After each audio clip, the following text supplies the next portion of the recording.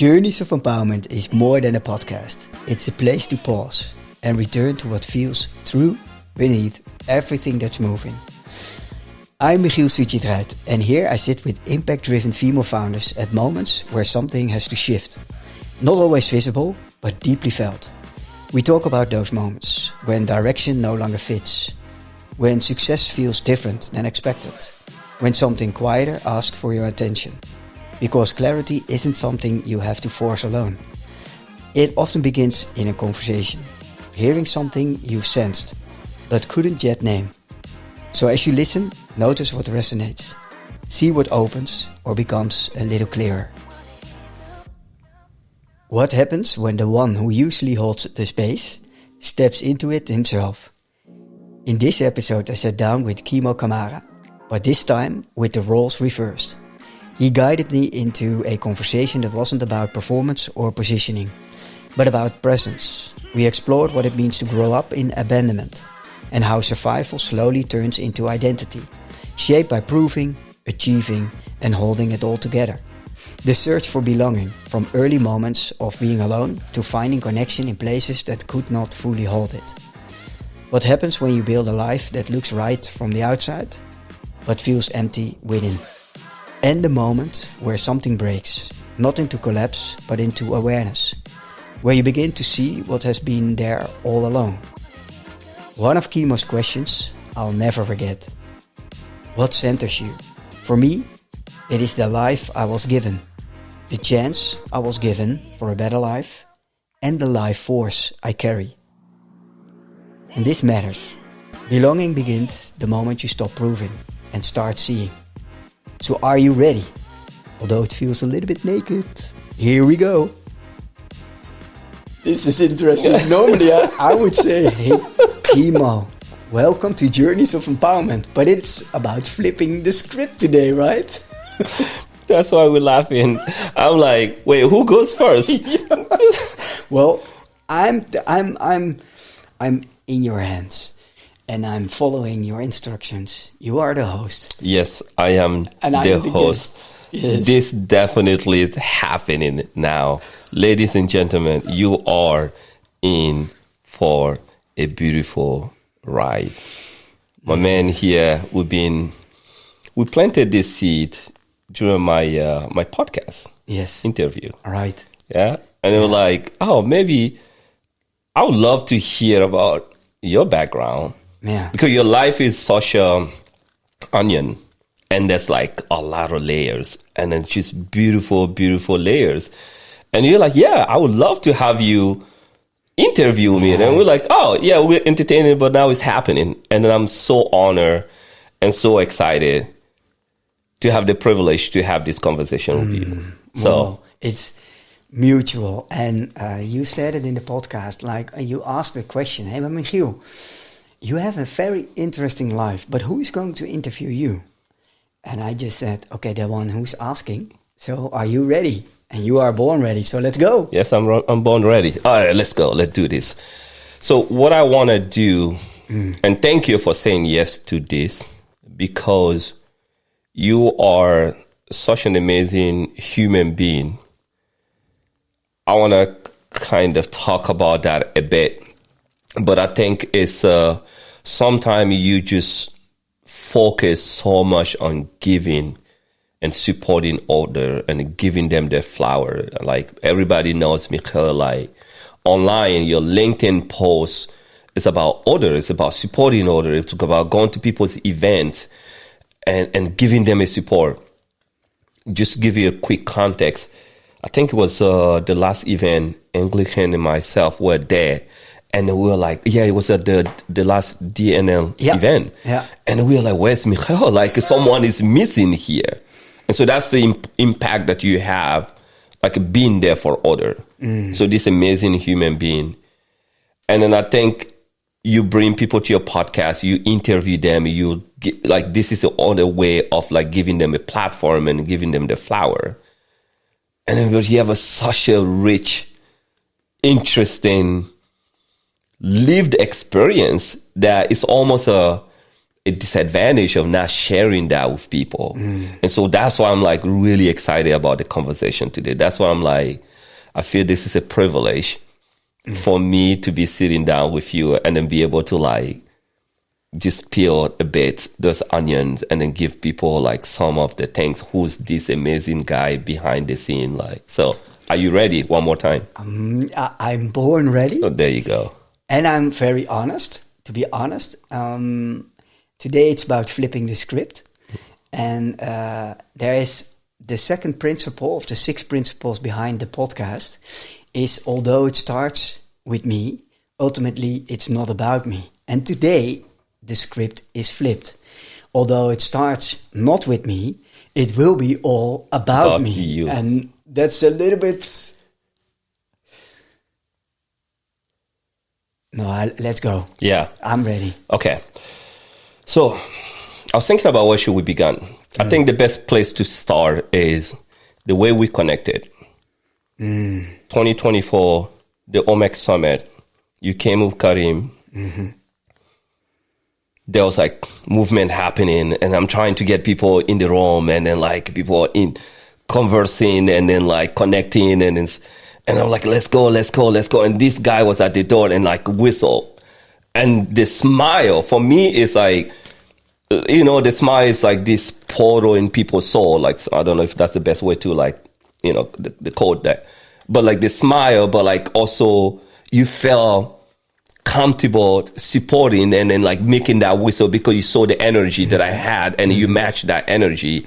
And for me, that energy is important. So when I saw that, I'm like, yeah, that's my man. You right away said that. Yeah, that's my man. That's my man. Like, and everybody moved because everybody was so mingling and so busy in talking and in connecting, and it was an amazing buzz.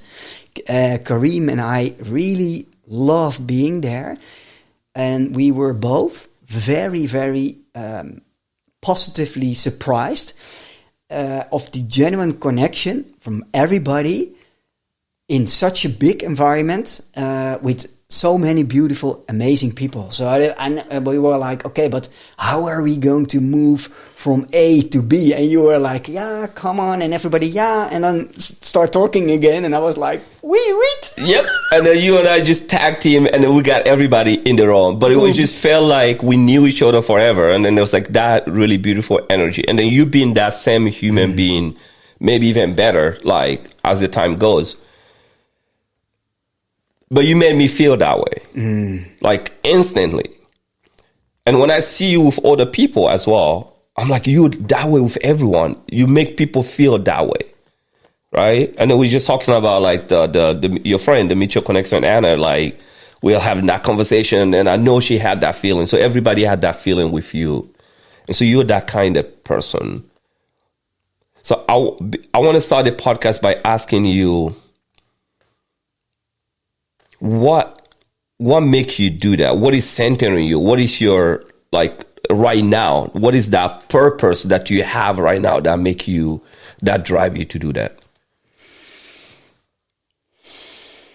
First of all, thank you for acknowledging that special moment, because for me, that was instantly the moment that as brothers, we fell heavily in love as a bromance brotherhood right away in that moment.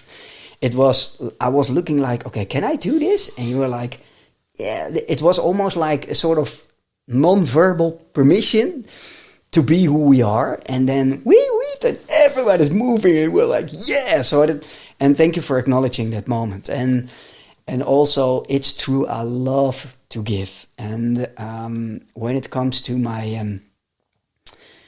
there are 2 questions you've asked. The first one is what centers you? And you've asked it in my podcast, in our podcast conversation. And it's such a profound question. It makes you really pause and reflect. It makes you really go inward and think like, what centers me? And long after that, it made me think. I shared the question with a lot of people, and I found my answer. And my answer is very close by heart, the closest as it can be. And it is, I've been given 3 gifts from my mother. The first gift is life in and of itself. The second gift is a chance for a better life by giving me away as 10-day-old baby to an orphanage, St. Joseph Home in Mumbai in 73. And this is podcast episode 73. What a coincidence. Coincidence. And we have to talk with the CEO of this podcast. It's manipulating. And then the third is, which I come to discover and believe and feel really profound, is the inherited life force. So the first one is life. The second one is I've been given a chance for a better life by giving me away for adoption as 10-day-old baby. And the third one, your question nudged that, is my inherited life force, which I come to believe and feel I've inherited from my mother. So that's what centers me. And my purpose, it's split in two, but it's connected to each other. My purpose in life is I want to empower as many people as possible before I die. And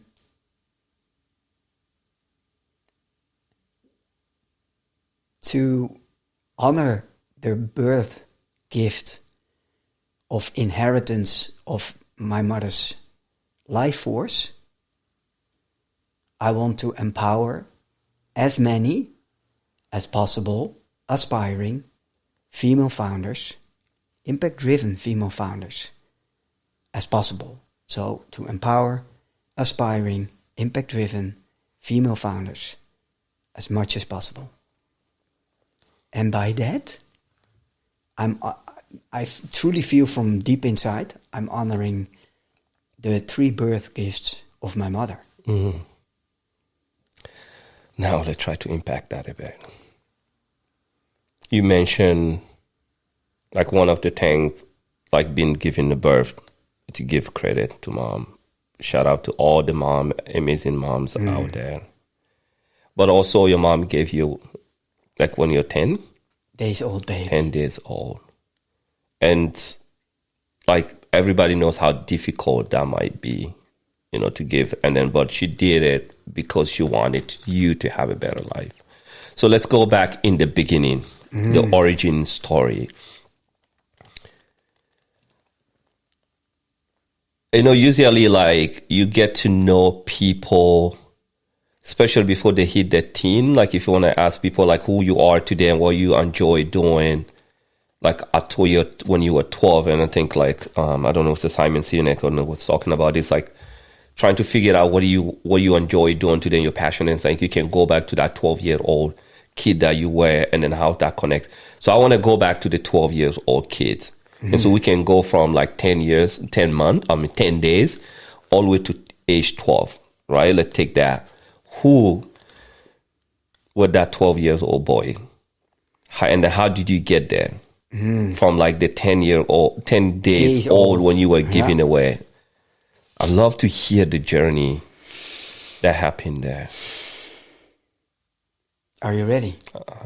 I'm ready. Let's go. So I've been given away as baby when I was 10 days old at an orphanage in Mumbai. It's called the St. Joseph Home. Okay. And I've lived there for 6 months. And then I got adopted. So I came in the Netherlands on the 13th of January 1974. Okay. And I'm born, not really clear officially, but it can't be a lot of days off because I was a really small baby when I came in. At the 13th, my official birthday is at the 13th of July, so 6 months later. And by 2 Dutch parents who couldn't get children on their own. And they adopted me, and I first grew up a few years in Beeldhoven. And then they wanted also to adopt a sister. So I got a non-biological sister, also from the same orphanage. Okay. So the St. Joseph home. Mm-hmm. And although they knew she was lightly somewhere in the spectrum of autism, there was something slightly, well, that was not sure, because it's so young. She was, Yvonne is her name. She was so young. But while growing a little bit up, you saw developmental sort of differences. Okay. Those differences, they couldn't overcome my adoption parents. Mm-hmm. They have very high standards, very, typical privileged background. It's not a sin to be privileged. It's a sin how you move forward through life, right? What do you do with that? Yeah. So Yvonne didn't, in my words, meet the high standards and the criteria of my adoption parents. Mm-hmm. So she's anonymized and sent back to the orphanage. And how old were you at that time? I guess 3 or 4 years old. Okay. And they never spoke about it anymore. But it's of course stored in my implicit memory as second separation trauma. Okay. Because the first separation trauma is in 1973, when I was given away as baby. From your mom. And although it's for the very best reasons, it's scientifically proven that it has a severe impact on your central nervous system, on your neural pathways, in your body, in your mind. It's stored in your implicit memory. Mm-hmm. You didn't have any, I can't consciously recall it. I didn't have any conscious language for it, mm-hmm. but it's there. And it's severe, it's deep. So the second separation was, hey, I have a sister. Hey, now I don't have a sister anymore. And what happened? If I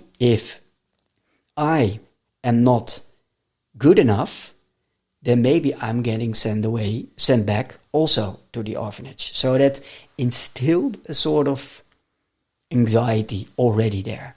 Oh,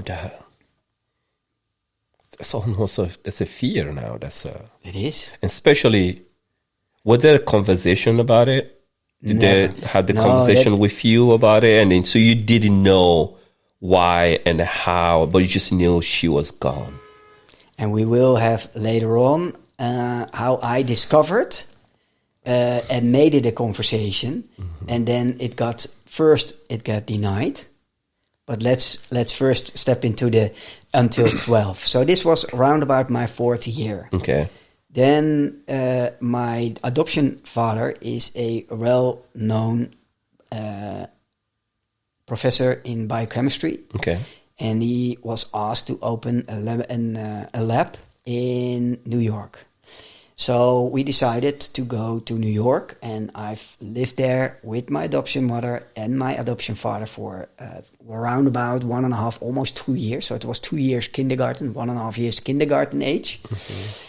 And that wasn't a very happy time, because my adoption father is a really sweet, lovely, but very into his research kind of, but nerdy kind of professor. And my adoption mother she loved attention. So the one was with his eyes in the microscope, and the other needs attention. Let's put it that way. That's already attention there. So what did she do? She invited her college buddies to come over to New York and traveled with them, because he couldn't get the attention at home. So I was most of the times alone with my adoption father. But I loved it because he loved me, and it was very nice. One vivid memory I have about a adoption mother who was really like highly conditional, and if this and if then, and you have to meet the high criteria and so forth and so on. I vividly remember that when I was 5.5 years old, they couldn't find a babysitter at that specific night. Mm-hmm. And they had a party of my adoption father, with a lot of well-known people and everything, and in gala, and my adoption mother loved those kind of parties, attention, the red carpet like of parties. And so she said, yeah, but we're going to go. And I remember still that they barricaded my room in New York, and I can remember that. But it got denied by her. Not by my adoption father, but that's for later. So, and they barricaded my door to not get out of my room, and they went anyway, and went the whole night partying. And when you were 5? Yeah, and I still can remember that. So that's my whole youth. Fast forward to 12 and further, and I fast forward to 12, and and again back. It's about abandonment. So it's separation trauma. Mm-hmm. Then Yvonne gets rejected and sent back to the orphanage. Again, separation. Then abandonment and neglect. So that's really profound, because if someone is 5 years old and I'm now 52 and I still vividly can remember that and recall, and also the feeling like, how can you do this? So when we went, my mother and my adoption mother and I went back. Okay. Earlier, and the story was that my adoption father had to finish and hand over the lab, and then come a few months later. He came to divorce. He was done with it. He was done with living with his wife, who was all about self-centeredness, selfishness, and he was done with it. And I still can empathize with. I feel empathy because for him. Okay. The only thing is, he went back to New York and left me with her. Oh, okay. So he wasn't here, so you couldn't have any physical access to him. No. And I wrote every summer holiday, before summer holiday, I was waiting with my suitcase. My friends in Bilthoven still know that. I was waiting with my suitcase, and every time at the end of the school year, I said, yeah, this time I'm going to New York. I'm going to visit my father in New York. And every time after the summer holiday, everyone was like, hey, Michiel, how was your holiday? Did you go to New York? No, I didn't. And now here it comes.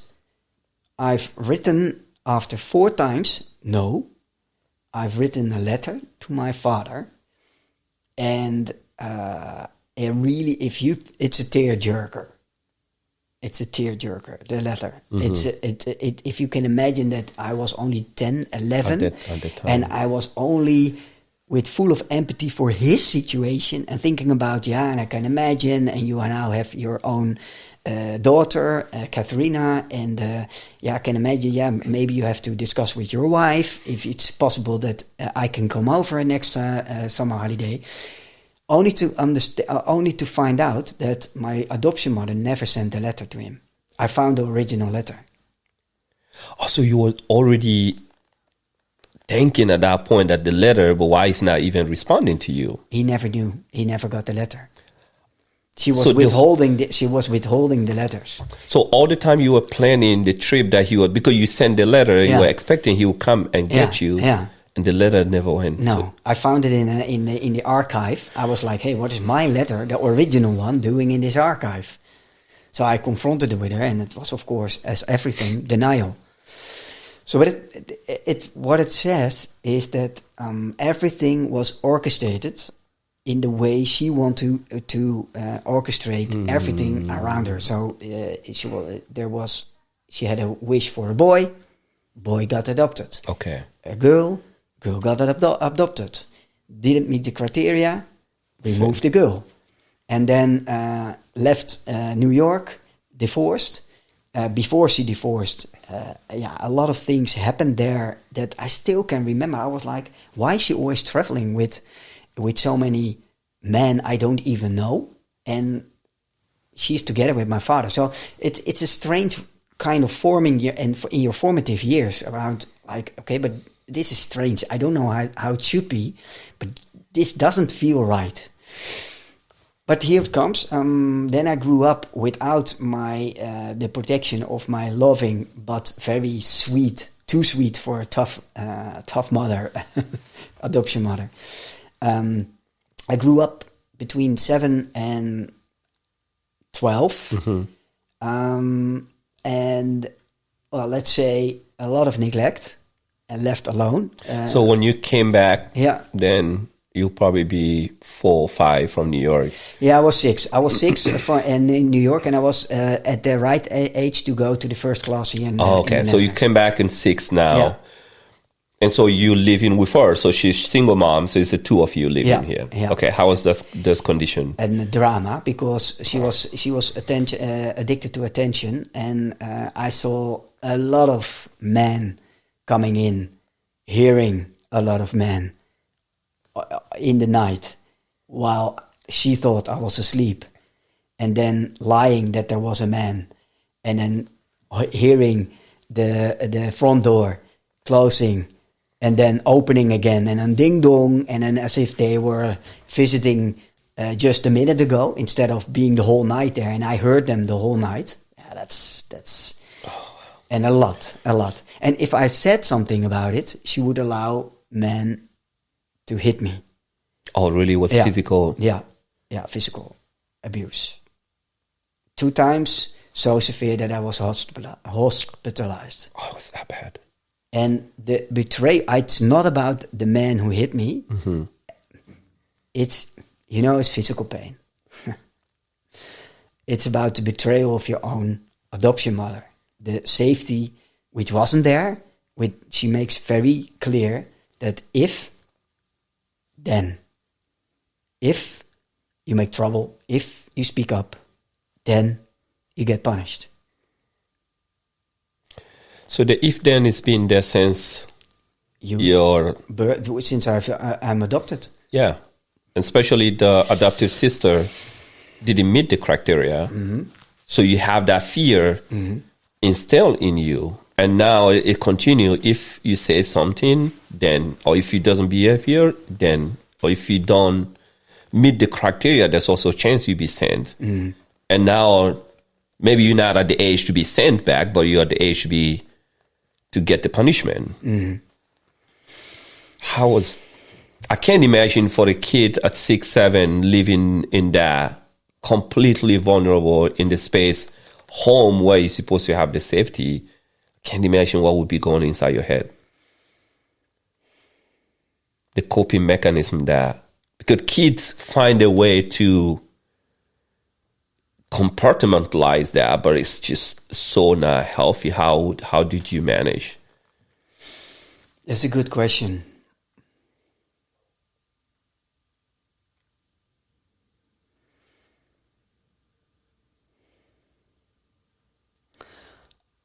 I think the first years, so around about 7, 8, 9, I was daytime a lot of out with my friends.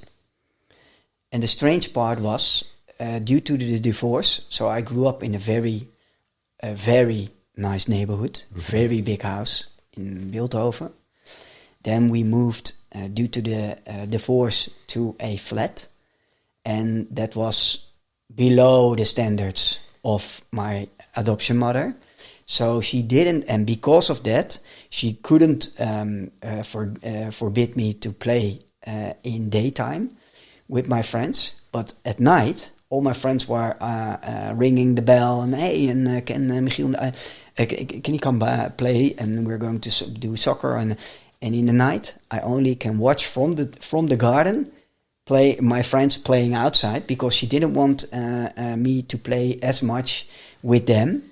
Because there were people of the flat, and they were not. I was not supposed to play with them so much. So in the night, they didn't even meet her standard. No, the social class. Mm-hmm. high standard. She couldn't adapt. So she couldn't adapt to the new situation. And I was like, yeah, but they are my friends at school, and I'm going to school with them, and they still remember and they were like, Michiel, but why can't you come outside and play? So it was again if then, and it was again restricting, Mm-hmm. and it what it does is that I have that life force. You've met my life force in 2024. Mm-hmm. That's the life force, and when that life force gets oppressed in some sort of way, and also punished, but it never gets away. It's inside. It's intrinsic. So it's there. It's there. So I became more angry, more angry. Obviously. And I get also hit by my adoption mother herself, and she had her portion of bad luck. She had an hernia. She had breast cancer. So also all those kind of things. And I always had to be there for her. So the child-mother relationship flipped around. I was the grown-up, and I had to take care of her. Oh wow! And that dynamic went well until the moment I got so angry that I simply couldn't anymore. I was like. I was like, you are asking me, it's not deliberately speaking up about it, but I thought, you are asking me so much help, but I feel so much anger, so much betrayal, so much also denial about a lot of things. And this most sensitive part of a child with a separation trauma in the implicit memory, stored in the implicit memory and in our body, is denial, because you deny my existence. Mm-hmm. I'm here, but you deny everything what happens. You deny that. That's for me a very sensitive thing. Don't deny. Be a man, or be a woman, or be whoever you. But just tell it like it is, and then we can talk about it. But don't deny. If things are red, then they are red. Yeah, taking accountability. Yeah. So that anger. So how did I cope? At the daytime, a lot of playing outside, and in the nights I had meetings I had a lot of knuffels, dolls, Okay. a lot of teddy bears, Yeah. and I had my meeting around them. Oh, really? That was my survival mechanism. So that was my chosen family around me, and I had I think 10. Oh wow! And I had conversations with them. And I was like about the day. How was your day? How was your day at school? And that was my first chosen family. Nobody knows this. This is amazing. I mean, you see this in the movie where children have like these imaginary friends that they create just to imaginary friends, yeah, to cope with this situation. Well, you prompted this by your amazing question, because it isn't planned to talk about this. It wasn't yesterday in our pre-video, and yet by your question, it made me pause and reflect. And was like, yeah, how did I cope at that age? Yeah.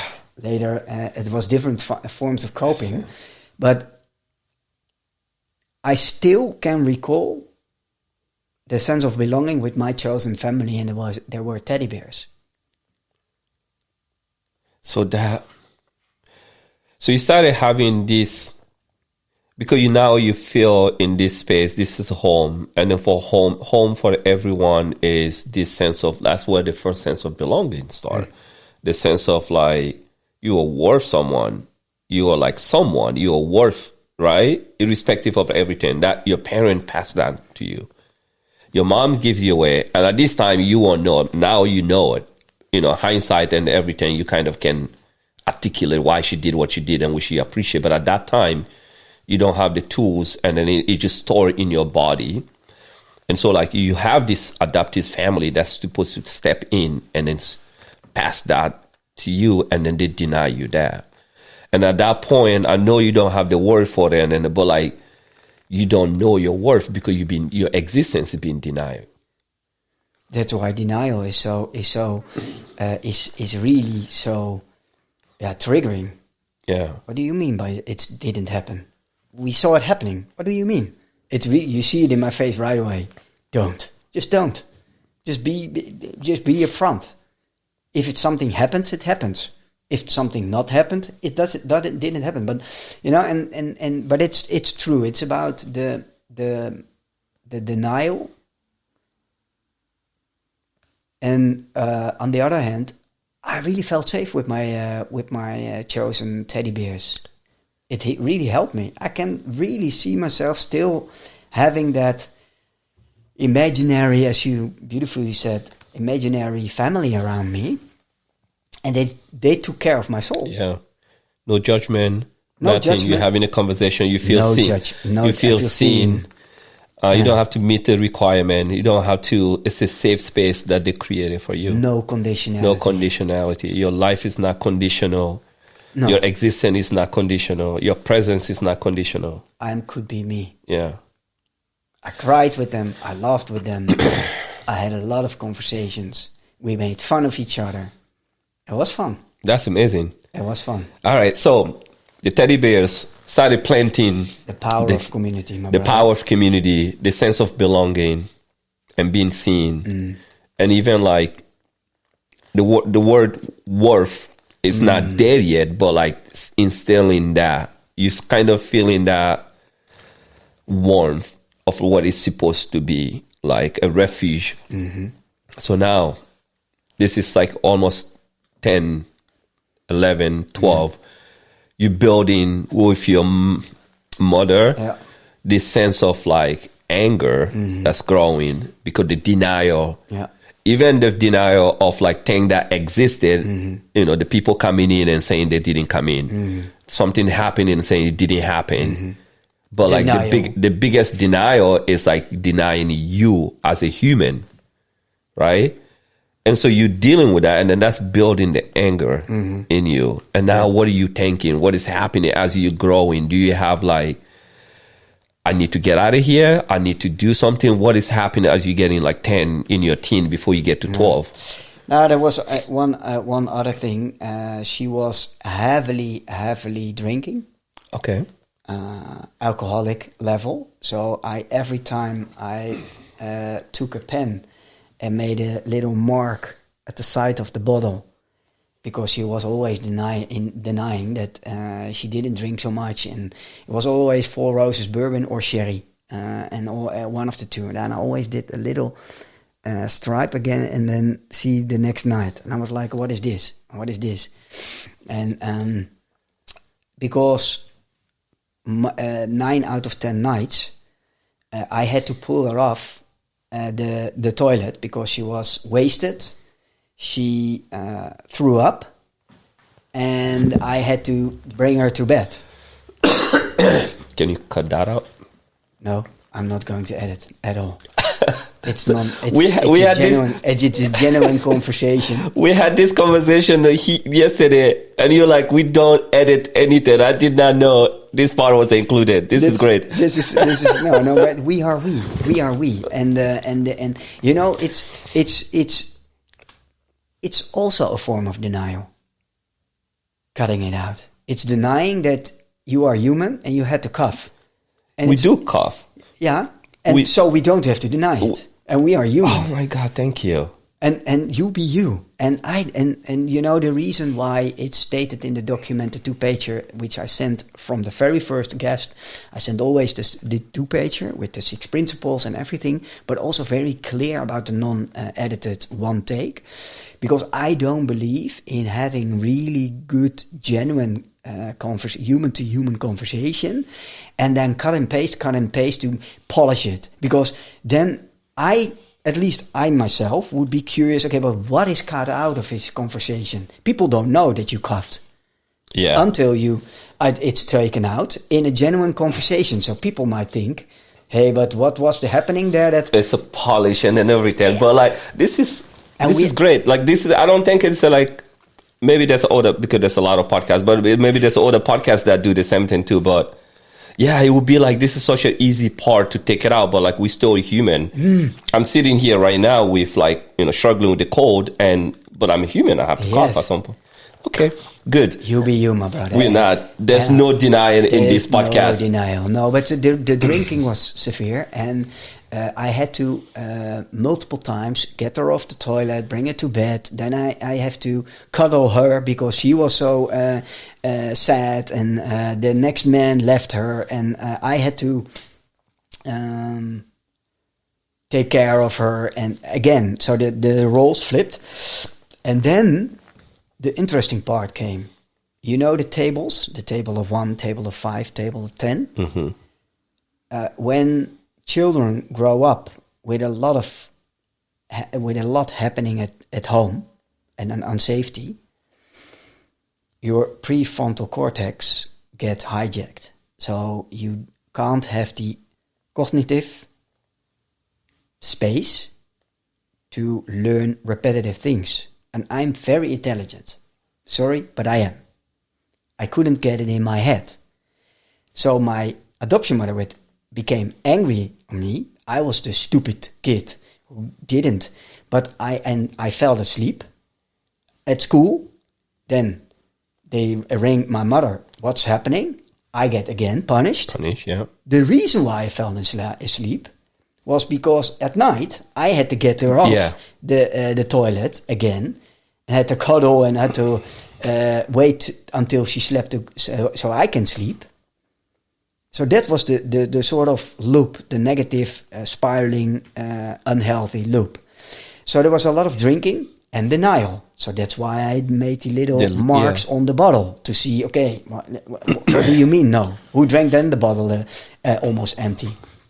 And who pulled you off the toilet? So again, a lot of denial. And then here it comes, it made psychic dynamite in my soul. I became really angry, really angry. All the denial, it wasn't about being beaten at all then. Physical pain is for me not the challenge. It goes away. Physical pain goes away. Yeah, also then. It was really severe. 2 times, really severe. And but again, it was the denial to let it happen. And I still can recall the moment, the last time that was so severe, not the last time, but one time it was so severe, that I looked at my adoption mother like, why are you allowing this to happen? Only to hear her say, yeah, person X, I won't mention his name, person X, he's giving me that face, and I get hit again. And I was like, all that betrayal and denial. So it's abandonment, betrayal, and denial. So it became psychic dynamite. I became very angry. And then I thought, okay, I want to get out. You ask me what happened. I want to get out. I want to get out of this equation. It's not healthy. So I started having conversations because I was, of course, the difficult adopted child. Yeah. So we got into conversations with the organization. It's called the RIAG. It's an institution where people are getting involved in the situation, are looking at, okay, what's going on here. And I figured out a way. I thought, hey, I want to move out. I knew this is not a healthy environment for me. And if it's not healthy, change the environment. And I believe that seed of change the environment when it's not healthy and when it's unsafe, I've inherited that life force and that sort of sense of empowerment from my birth mother, because she gave me away. The second one was giving me away for adoption as a 10-day-old baby, because I can imagine she couldn't take care of me. The environment that she was in was not conditioned for you to live in. So she changed it. And by that instilled a real deep sense of empowerment that if it's so unhealthy, unsafe, then change the environment. So, because a lot of people ask me, Michiel, how did you even come up with that idea at the age of 12? You still, this whole life story that we're talking about, this is still before 12. Yeah. This is within you 12 years old. I mean, 12 years old is still a baby. You know, like you have a kid, I have a kid, like we know at 12, they not supposed to be making this kind of decision. You're making adult. Like a lot of adults can now make this kind of decision to get themselves out of this type of abusive environment. But you already been thrown like... True. And being denied your presence and then everything. That's, you are being conditioned to grow up so fast. Okay. Now you make the decision. You're having this conversation with like different institutions. Like who are you talking to? I was talking with I don't know, a child care services. Okay. And I figured out, hey, but if it gets urgent, then maybe I can find a way to live somewhere else. And under a sort of supervision, and I became curious. So I'm, you know me a little now, but I was already curious then. So I started asking questions. I was like, hey, but what do you mean by living somewhere else? Because it was mentioned, and I became curious. What do you mean? How does it work? And I started drawing a sort of picture in my mind, and I'm only to come to understand the law of frameworks, and it started to draw a sort of picture in my mind. So I thought, okay, there are institutions, there are boarding schools, there are houses for pubers living in puberty until adolescence, and then growing up there, so not living at home. And I thought, wow, this is interesting. So I thought, okay, I'm a goal setter.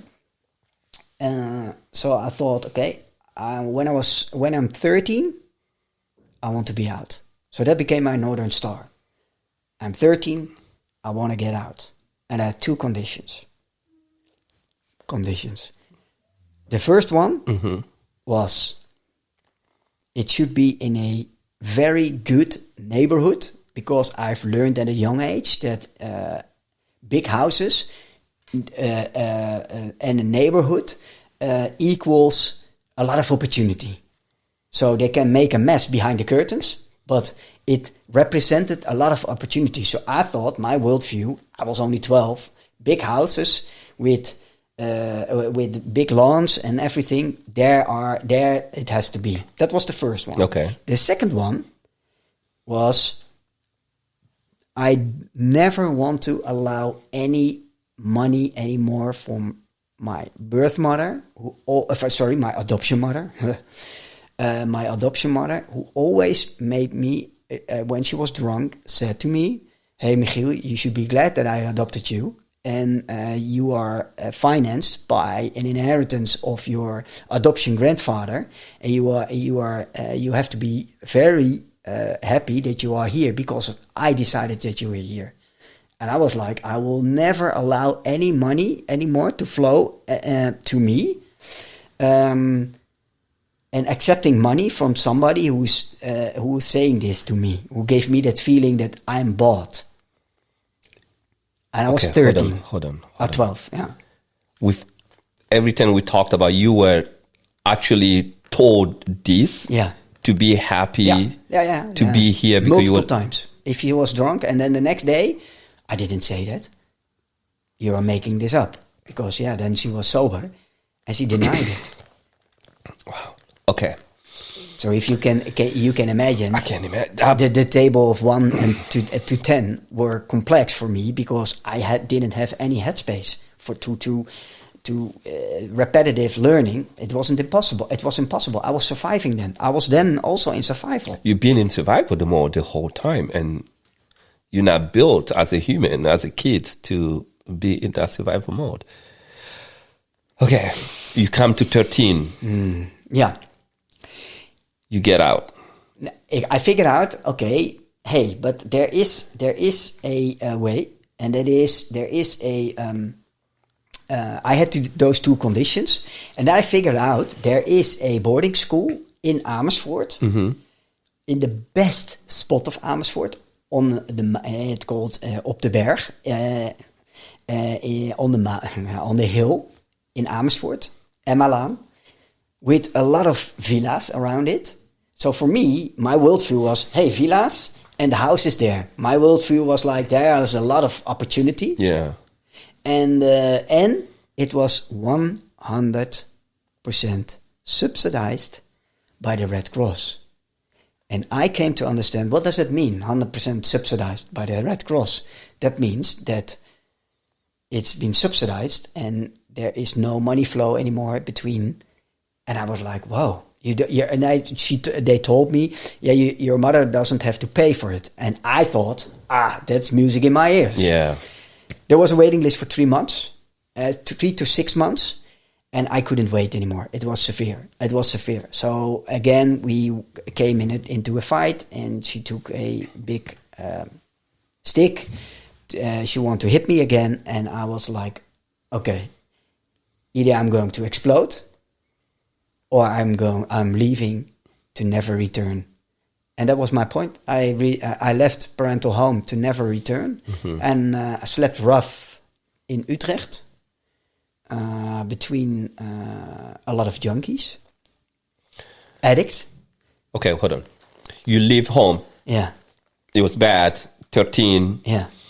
But the waiting list is 3 to 6 months. Yeah. Which means you are not qualified yet to get in there. You're on the waiting list. Yeah.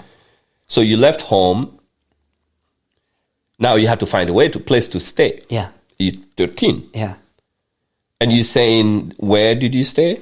Hooggetreinen. So it's the central station of Utrecht. Okay. And there you have the shopping center, and it's Hooggetreinen. And there were a lot of, still are, a lot of drug addicts. So where you were staying in the street? Yeah. You're homeless? Yeah. 3 At months. 13? Yeah. For 3 months? Yeah. I felt it was... Tell me about this. That must be it's scary for me at 13. It was the first happiest moment of my life then. I felt safe. Okay. I felt seen. I felt appreciated by all the drug addicts who saw me as a sort of mascot. They thought, okay, everything was happening here. You may look at it, but you may not touch it. You may not smell it. You may not do it. You may are allowed to start using. Also, they were protecting you from it. They were protecting me, and sometimes they were really beating each other up, but never felt unsafe. Not a night, not a day, never. I felt appreciated and I felt safe. I even felt a sense of belonging. What a paradox! You have this beautiful home that you live in beautiful neighborhood that people see, and then they will imagine that that's where you have the safety of a family, a loving family, but inside it's like the horrible living standard that you can have. And you go outside in the street, homeless with drug addict, but you feel this most sense of community and belonging and seen and appreciated and sense of worth. How is that possible?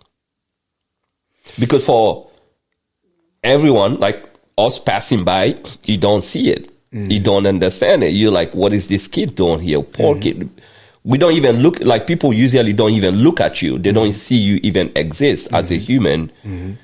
But those people around there create an environment that give you something that you never had. I think we shared a human level experience, and that is being abandoned. Oh, that's true. Being left on your own, being overlooked, being underappreciated, being thrown away, being wasted. They see you. You don't need to explain yourself. They see you, they understand you. I never got questioned why I was there. They just allowed me to be there. And they took care.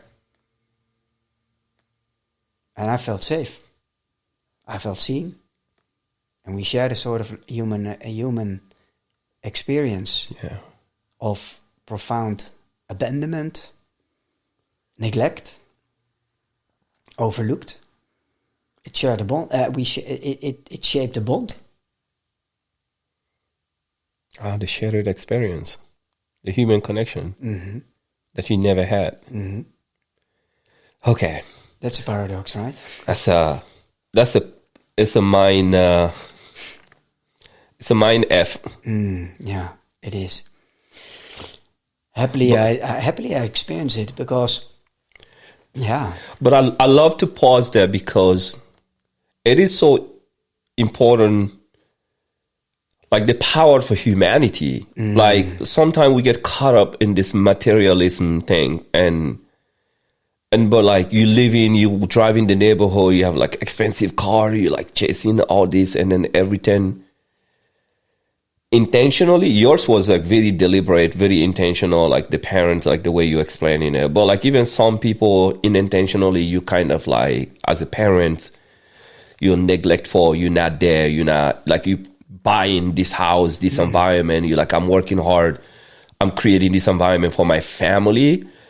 But you're missing sometimes that human connection. And the kid may grow up with all this material and then they kind of get to hate it because they don't feel seen. It may not be physical abuse like your case, but they may not feel seen. And they may get that feeling from somewhere else in an environment that you probably think is not safe. And then I think that's the story with yours.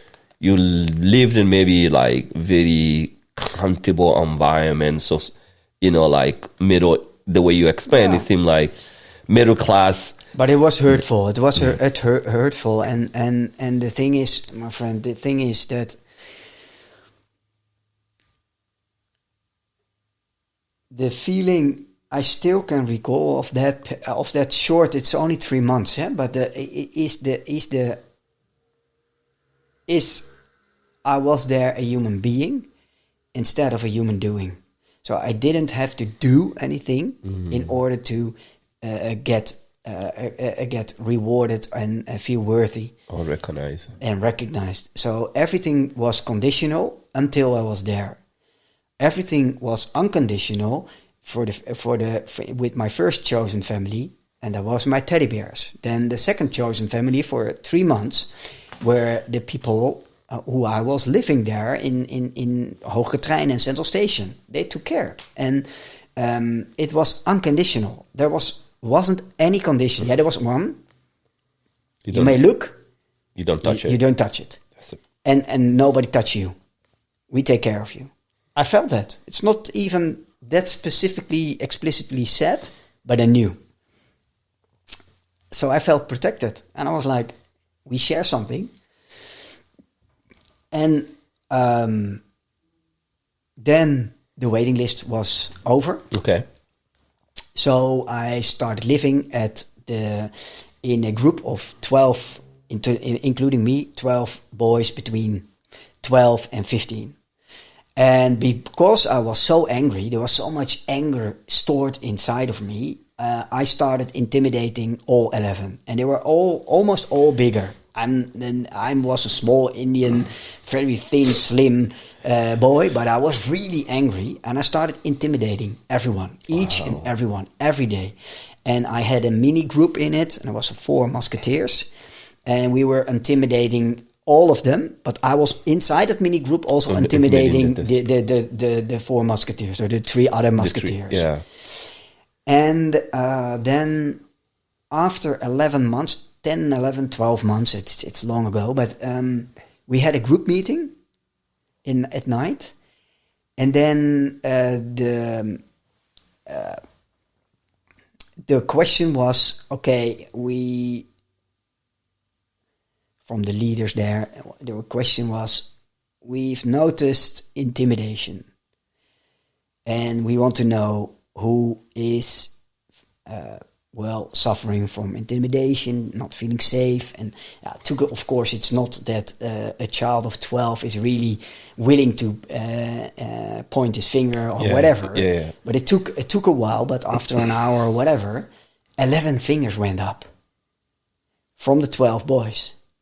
and one finger didn't. So everyone around you put their finger up. Yeah, and me, they're feeling intimidation. Yes, and the intimidation became clear. I was the intimidator. And that was, for me, so confronting. Oh, I thought, oh, wow. Am I really becoming this type of person that everyone is scared of you? I don't want to be that way. So I ran outside. I cried for a whole night because I thought, this is not the person who I want to become. I need to change. Right here, right now. Because otherwise, I'm going to ruin my youth. I'm going to ruin my life. I need to change. You had that realization you were 13? Yes. Very considerate, very deliberate choice there and then.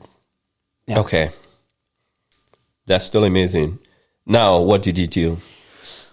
I started. One of the leaders of the group was a former boxer. Okay. So he started training, and you weren't allowed living there to really go to those kind of boxing, kickboxing.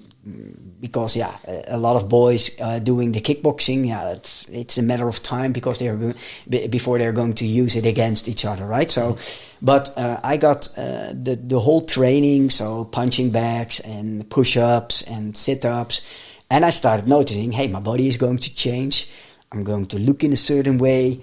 I started working and washing cars because you had clothes allowances, but it was always too less. I always needed more. I became very like, okay, I want to wear this brand and this brand.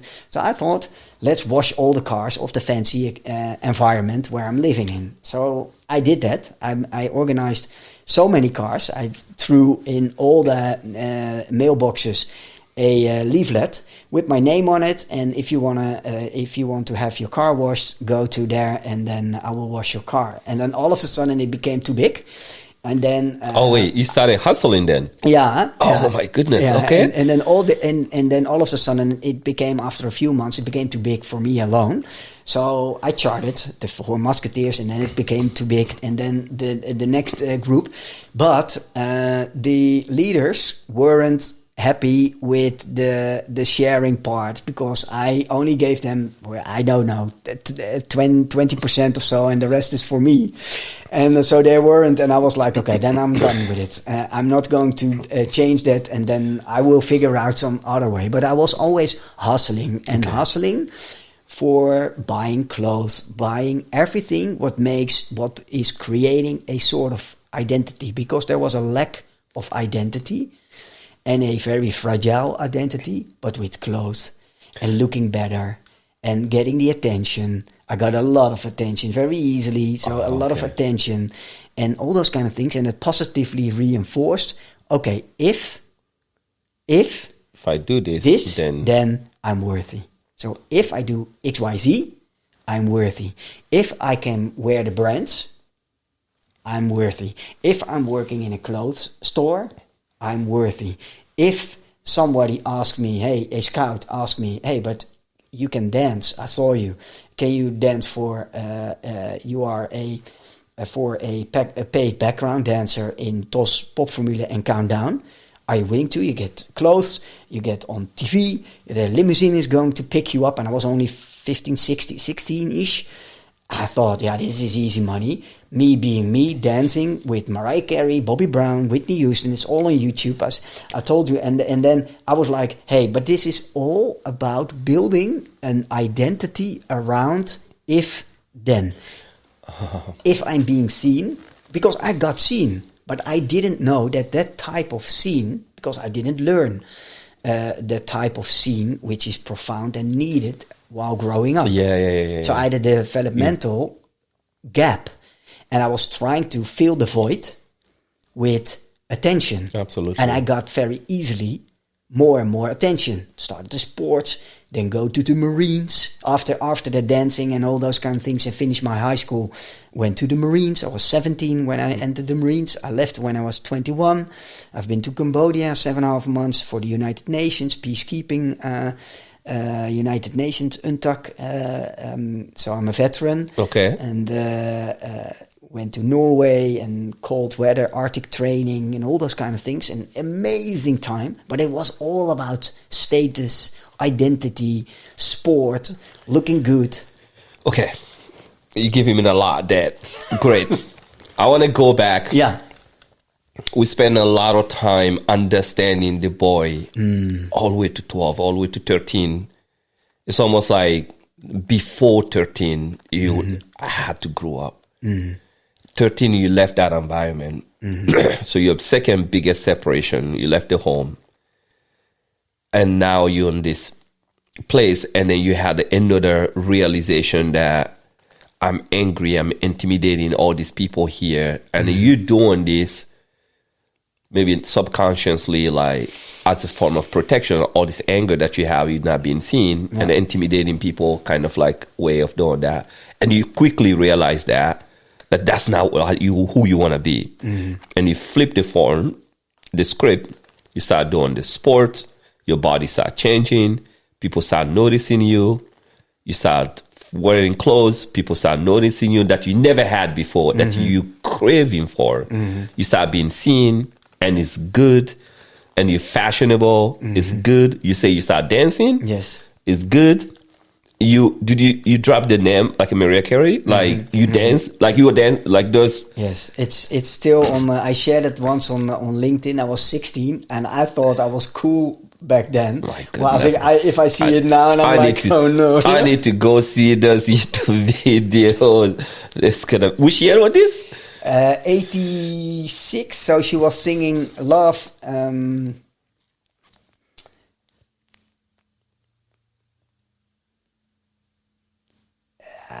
I can't remember even, but she has such a beautiful voice, and we were at the background dancing, and I was like, wow, Mariah Carey. That's amazing. That was amazing. That must like, so now you create, like, you get in this environment where like there's a acceptance. You're cool. You're one of the cool kid now. It's not through violence, but like through being, just you and whatever that form is, right?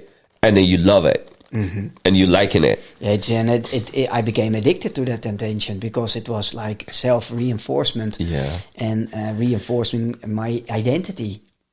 I thought my identity. Yeah. Because you're looking for that love, that conditional love. Yeah. Because it's been like your love has been always conditional. If then. Yeah.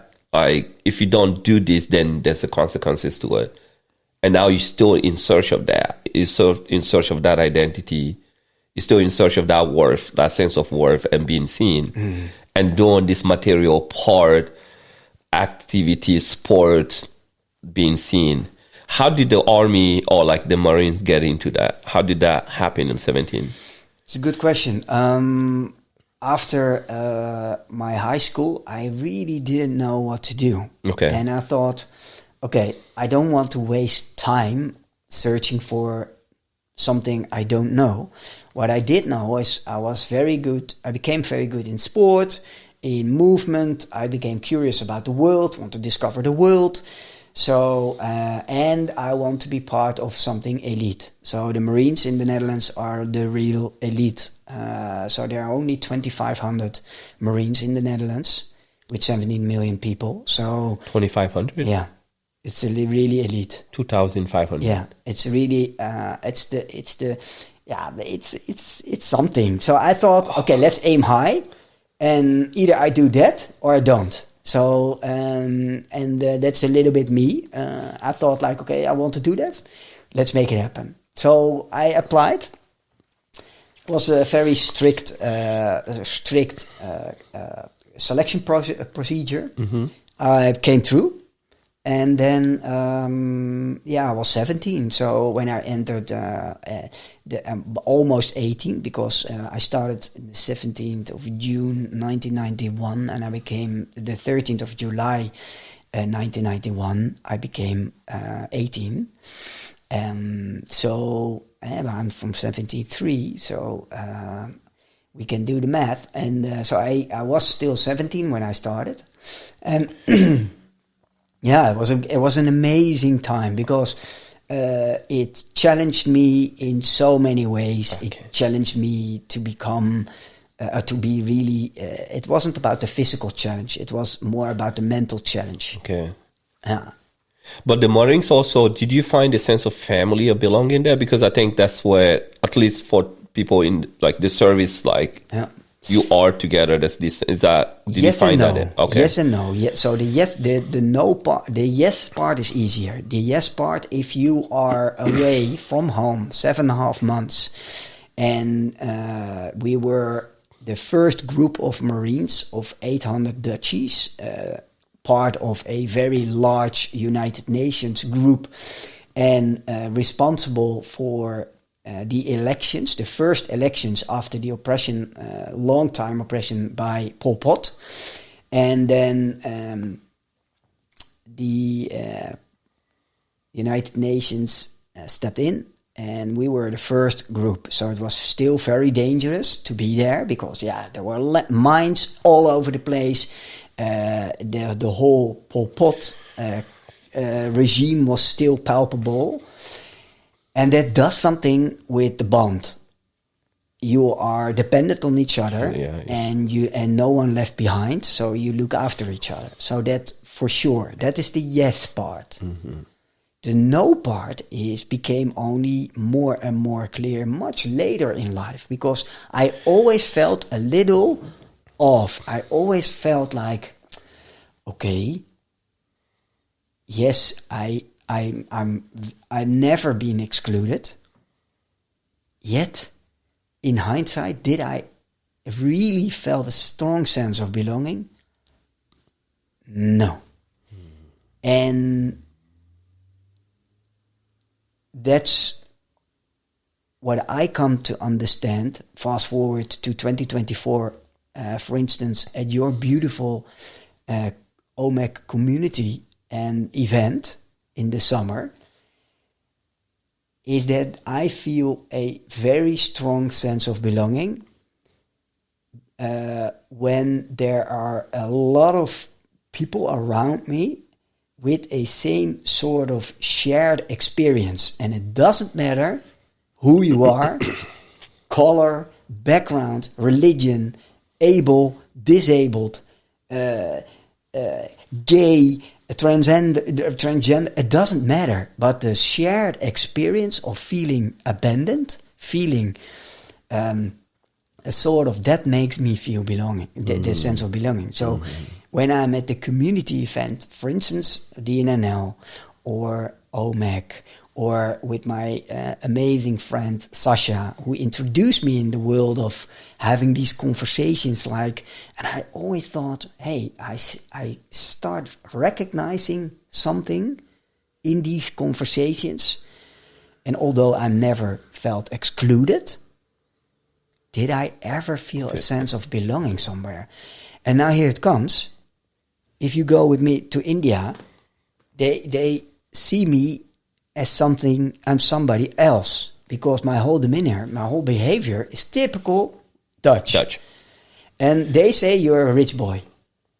In the whole demeanor, they say you're a rich boy. So I'm not, although I come from there originally, I'm not, and here I'm a fish in the water, and I'm not getting excluded, luckily. On the other hand, I'm not the typical Dutchie. Yeah. Right? So the question is, where do I feel a strong sense of belonging? And it is on the human soul level. For me, it's on the human. That's why I truly admire you. I admire my friend Kobe. I admire my friend Christopher Williams. I admire Salman. And it's also because of the fatherhood, which I'm learning from them.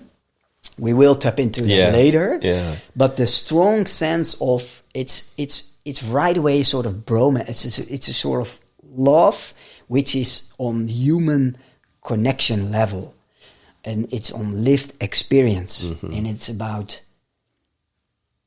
seeing each other, appreciating each other as a human being, not the human doing. I don't have to do anything to be welcomed and be appreciated. Of course, the whistle then made a sort of impression and a sort of connection, but it would have happened anyway. Yeah. I'm sure. Yeah. It was a matter of time. It was that moment, but it was a matter of time. Then otherwise it would have meant it's a sort of connection. So back to what you've asked. So yes and no, yet never feeling excluded, but never really. And that was a little bit the story of my life, navigating through also my corporate life. So I became a sports instructor after the Marines. So you were in the Marine for how long? 4 years. 4 years. Yeah. So after the Marines, you decided, okay, 4 years is over. And then what was next? Did you go directly? Because people usually, when they leave the service, they go to corporate space. Did you go in business? It took me 4 years. It took me 4 years because I became a sports instructor at the gym where I was already training. Okay. I became a sports instructor because I didn't know. I was a Marine. I've been on tours. I've been in a lot of. I did a lot of things, skiing, whatever, jumping out of planes, all those kind of things. But I thought, like, okay, but what are you going to do? Yeah. And I thought, okay, let's allow yourself to figure that out and do what you love to do, sport, and I love to. Direct people, and when it comes to sport, it's me. You know a little bit more about me. I love that, and also street dance with little girls. Street dance, I love that movement. It's. I crave dancing, music, movement, togetherness. I love challenges, physical challenges, still do, and so I thought, okay, let's do that. In that period of 4 years, and we didn't talk about it in the pre-video call, but here it comes, an inflection point. In those 4 years, in between, I got a severe car accident. 95 left the Marines, 97 severe car accident, 99 I started for Adidas. Exactly in the middle, severe. And they thought I never could walk again anymore. From the car accident. Yes, I had everything fractured here. So my hip was here, and all the bones, the femur, everything was broken.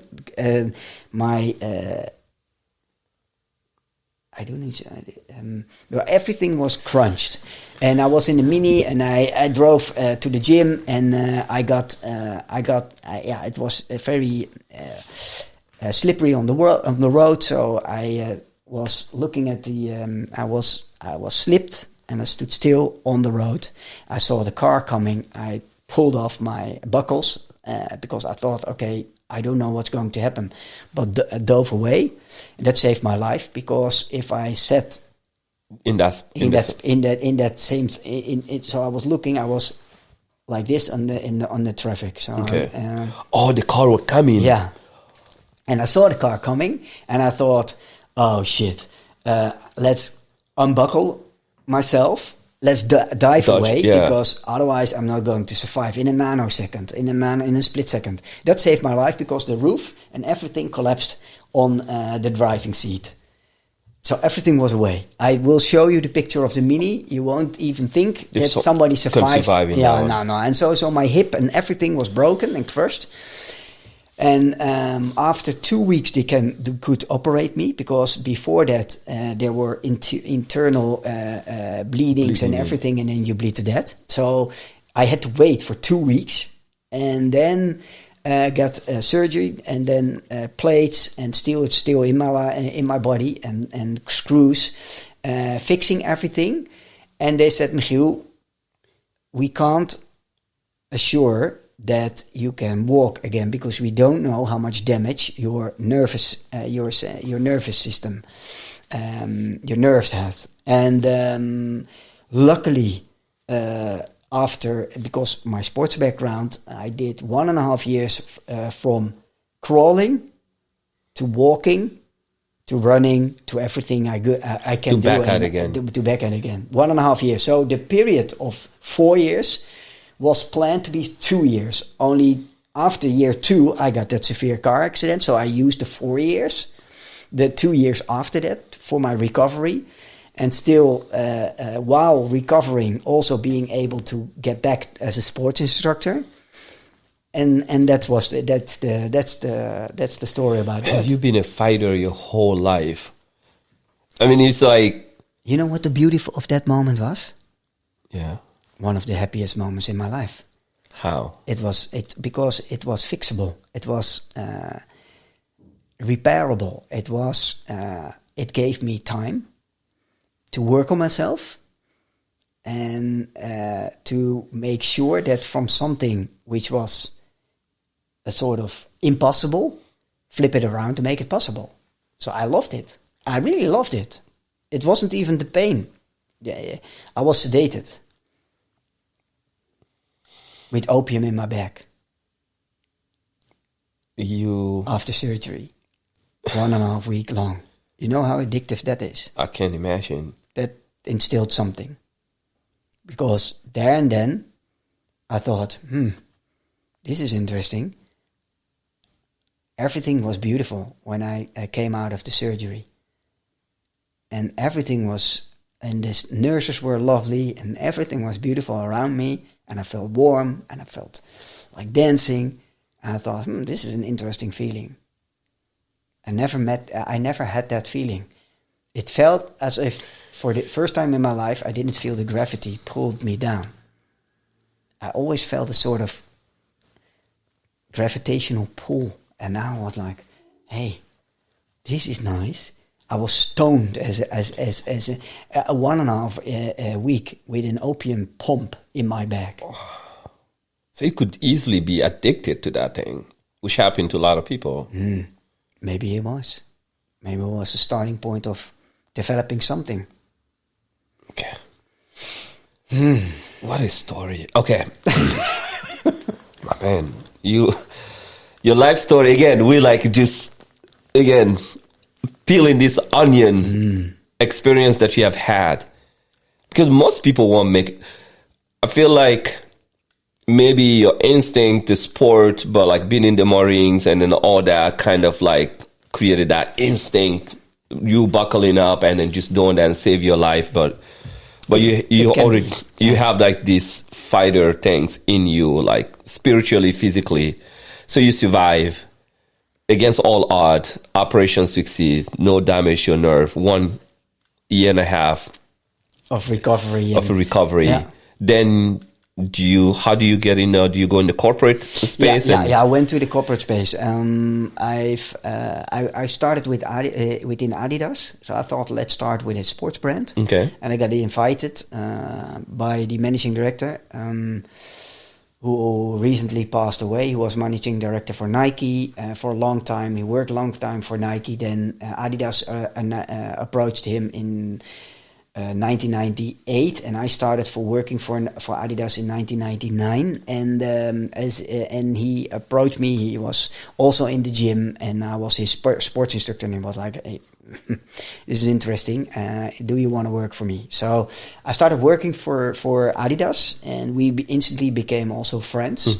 So that later on in my career, we deliberately had to choose. We can't work and be friends, and at this level, then we need to choose. So, but that's okay. But I started in Adidas, and right away noticed, hey, a car, phone. I'm an account manager, and I started under the lowest of the lowest position. And but I'm a climber, so in 4 or 5 years, I was managing as key account manager the national key accounts, centralized key accounts, and of the Netherlands, the buying groups, and nobody wanted to do the buying groups. And I thought, okay, if nobody wants to do it, I want to do it, because there's something interesting to learn. It's a challenge. So there was a really corporate ladder, and also Gründlichkeit and Pünktlichkeit. It's a really German company, and I really loved it. I loved the performance, a performance-driven brand. I loved the transition from being a distributor-owned brand to a global marketing brand. I love the transitioning of brand concepts, selling a concept, selling a belief. And we had the Euro 2000, and we had the Olympics in that year, and we had Konikova in tennis, and we had all amazing sports, and Kluivert and Del Beckham and Del Piero and Zidane in the soccer shoes. And I thought, like, wow, this is interesting. I love brands. I love the power of a brand, belief, something which is bigger than the product in it on its own. So I thought, wow, this is magical. And I worked there for 4 years, and I became curious about fashion. So my sales manager from Adidas was then the sales trainee. He went out. He went to become a sales trainer externally, and he started training sales teams of Hilfiger. And I thought, hey, and he was like, hey, Michiel, there's a position here, and I really think you should get. You should talk with them, and you are the man for the position. So I started working within Hilfiger, and also did there beautiful things. I really enjoyed it. It was all about visual excitement, fashion, the feeling and everything. And it was different than Adidas, for sure. It was in the rapidly growing stage, so it accelerated. It was... so that was very interesting. And but always... So there, my love for brands...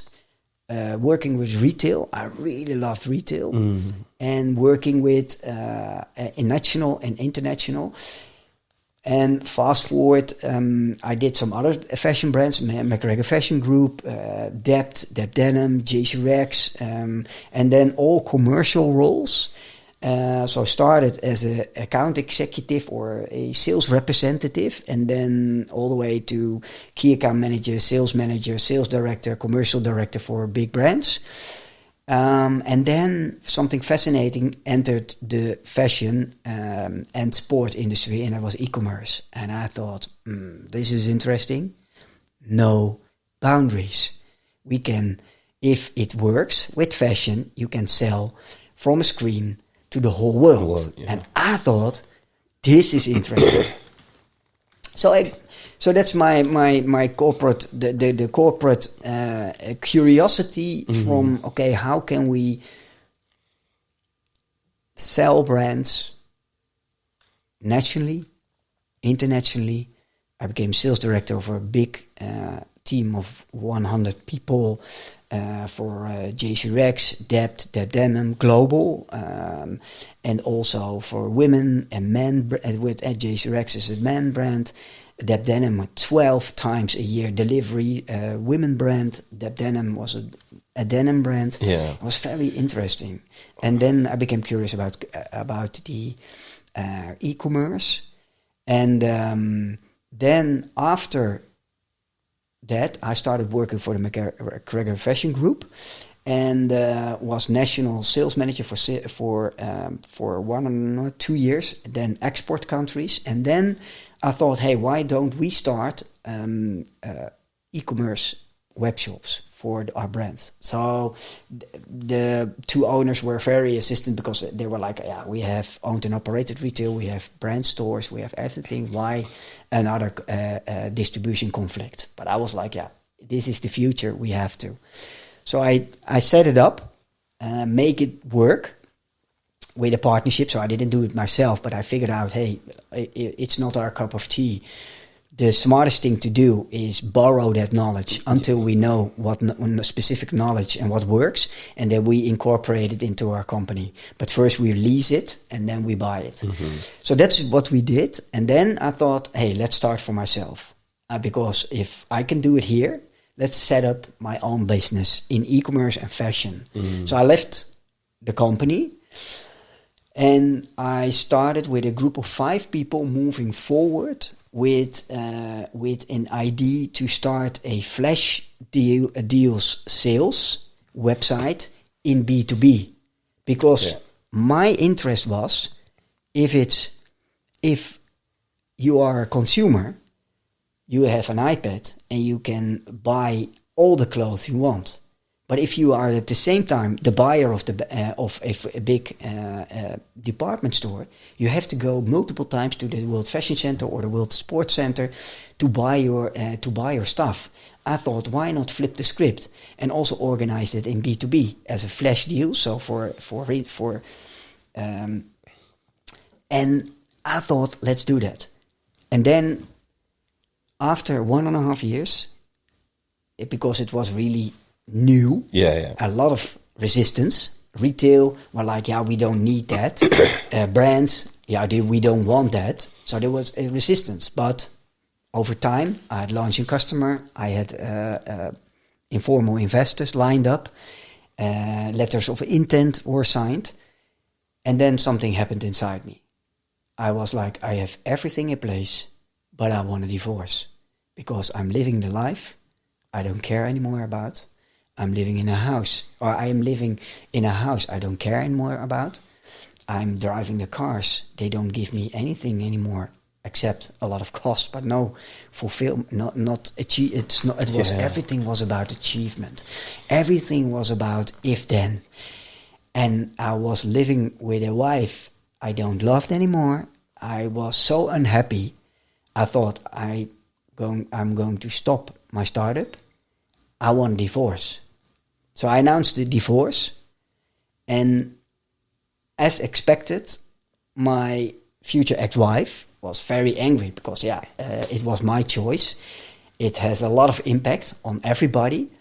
But what I didn't see coming, and I wasn't ready for that, because, I didn't have any foundation for managing that severe pain of the guilt and the shame and the grief for my daughters, because I was altering their future.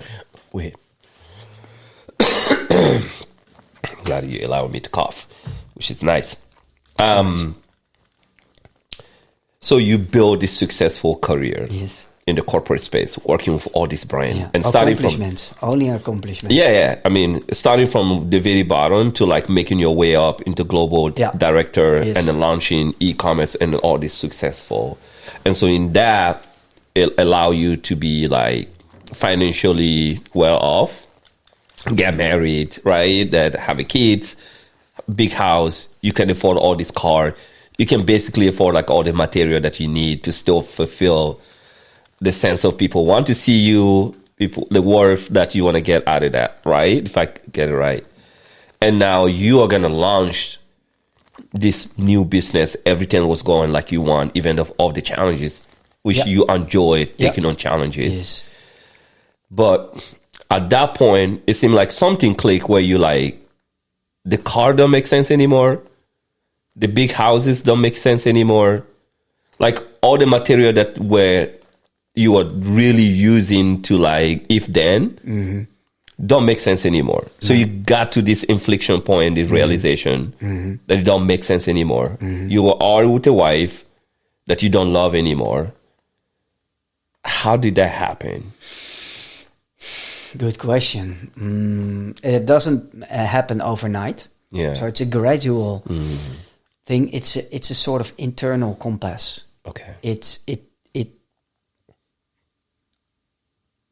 I felt long time I believed in what I believed. I believed in if then. If I have the car, if I marry in Monaco, if I'm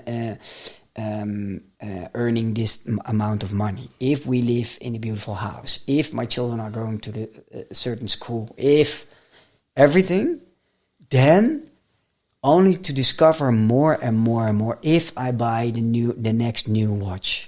It never gave me any fulfillment. So I was always trying to go for the next thrill, the next big thing. And as soon as it was acquired, it didn't feel anymore that special. You were whatever you were chasing, you just couldn't get it. And over time, it felt empty. Over time, it felt like, okay, I don't feel any fulfillment. What am I doing with my life? I got an opportunity given away for a better life. Is this then a better life? I don't know. But it didn't feel right more and more over time. And I came to that realization that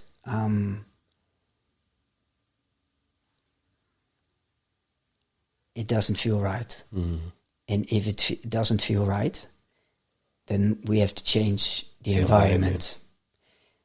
And that's what I did. The context and the environment. The context didn't feel, and the context is wider than the environment. So the physical environment didn't give me the fulfillment. Yet the whole context of being married without love and affection, being surrounded with stuff I don't need anymore for my identity, I became also more and more my own person. So my own identity. So it felt off. And I thought, okay, this needs to change. We need to do something. And I knew this is going to cost me 10 years of my life. And it did. It's almost a self-fulfilling prophecy, but it did. It costed really 10 years of my life. And but it was the best decision ever. Again, yet what I didn't expect, what I couldn't foresee, is the guilt towards my 2 beautiful daughters. At that moment, I had 2 daughters. Still have, luckily. India, you met her. She's now 19, beautiful, and she's now traveling with a friend of her in Japan and Vietnam, and it's amazing. And Luna, she's now 15, really in the puberty. I love her. Shout out to India if you're listening to this. I'm sure you will listen at some point and you're like, what is this 2 crazy guy talking about me for? But yeah, she's definitely a sweet. Yeah, and I love that you met her. Yeah, our first it was a community. Our first connection was dope. It was dope. And she instantly got a lot of extra uncles. You see this? You see him? That was amazing. No, but you instantly made her feel. I saw that happening at that moment in that event. Feel seen and appreciated. And that resonates, as you can imagine, a lot with me as a person. So, but back to that moment, I realized that, okay, I'm going to lose myself. I felt that the decision I made, I was 100% sure, and I was 100% convinced I needed to do that. Yet, I wasn't prepared ready for what's going to come. For what's going to come. Yeah. So this has always been in your life. This is now very important because at 13 you had to make that decision, calculate it since 12, and then talking to people and then plan and then realize this and then work your way back, and then you left. But you still, I'm going to live anyway, this environment. That's what I do. And you had that phase of your life, and then, if then material would get me the visibility, the conditional love that I'm looking for. Now you're realizing that, no, now I have to leave. But now you were in your 30s, in your 40s? I was then 39, almost 40. Okay. So it is part of your life that you're very sure I need to leave the environment. Irrespective, like it probably take 10 years, but I can deal with that. I can deal with the consequences. But now there's a kids in it, which you didn't realize what's going to happen. 2 beautiful daughters. So you lived the divorce. Was it easy divorce? Was it simple divorce? Thank you so much. It was great. No. And how did that go? But most importantly, the part that you didn't see coming, the guilt and the impact of your daughters at the time. Tell me about that. Not getting cut and paste. No cut and paste. I love how people are going to deal with this. Yep. No, but it was a heavy divorce. And it was a difficult, complex divorce. There were financial restrictions. There was a lot of anger for me making the decision. So it was difficult. Okay. And that's understandable. So. That's for that. But the thing what really pulled me down and really caught me by unpleasant surprise was the severe feeling of guilt towards my two daughters. Luna was at that age, she was 3, and India was only 7. And the guilt, I can really vividly recall that feeling. I felt so guilty because we are responsible. You know, raising children is like writing future history. We are writing future history by raising our children. And the question is, what kind of history do you want to write? Right. And I felt guilty because I knew, because of that decision, and of course, you know what people say, yeah, but children are resilient, and then but I thought, no, but I made a decision, and it has a severe impact on their lives, on their safety, on their home, on their, my daddy and my mom and dad are together, and then now it's broken, so they're part of a broken family. And that really pulled me down. I didn't have the foundation to really, it shook my already fragile foundation. When you talk about foundation, this is because you have used a coping mechanism, right?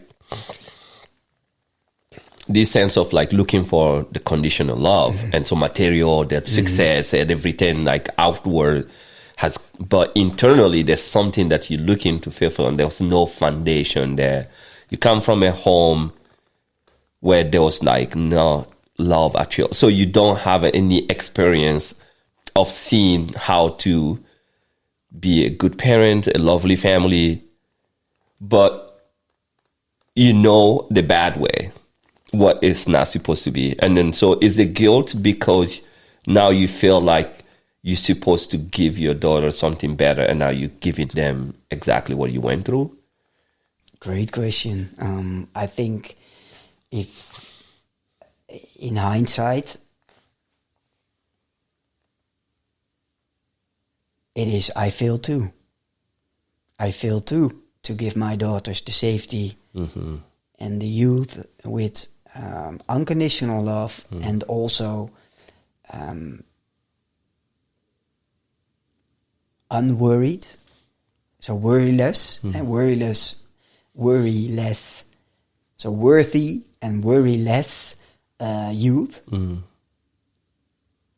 All of a sudden, everything changes in an instant for them, and I really felt guilty, and I think it multiplies by my background too. And and I wasn't ready for that. I was spiraling down. It really got me into a deep depression. I couldn't look at myself in the mirror for, I guess, 1.5 years. And you know me a little. Well, I like what I see. That's what that's what I be now. Yeah. But then I couldn't. I felt so bad about myself being responsible. So when they were with me, and so we started to live separately. So I kept the house. I stayed living in the house until we sold the house. 2.5 years later, 42 visits until it was sold. It wasn't the easy one to sell, but I felt always very guilty, and I started to develop numbing coping mechanisms. So when they were not at my place, my girls, I was partying and numbing in the wrong way to cope. I couldn't just couldn't look at yourself, carry it, and also carry the pain. And that made me also, as a side effect, an impact, it made me emotional unavailable. I was drowning. It was so pervasive, the guilt, that I was drowning. I was depressed. I was so in my head, in my mind, that it made me emotional unavailable. Were you able to hide this from them, or could they sense? They can sense. Yeah, I can imagine they sense it. And Luna was very young, And Luna is very active, and she's very well. I am very outspoken. She is very outspoken, very physically active. I'm very physically active. I'm an extrovert. Luna is a very extrovert. And India is a little bit more introvert and a little bit more secondary in reaction. And I struggled with, okay, how can I make sure to meet her needs, specific needs? But I was also losing myself. So then you lose also a little bit more and more. It's gradually sight of each other. And I feel still guilty about the emotional unavailability, especially when it comes to India. She was older, and it was very. It didn't come naturally to be there for her in the way that she might have needed it. Mm-hmm. And you also you didn't have any example. Oh, right. You never had a father figure, so you don't know how to, find a coping mechanism, spiral. Yeah. How did you come out of it?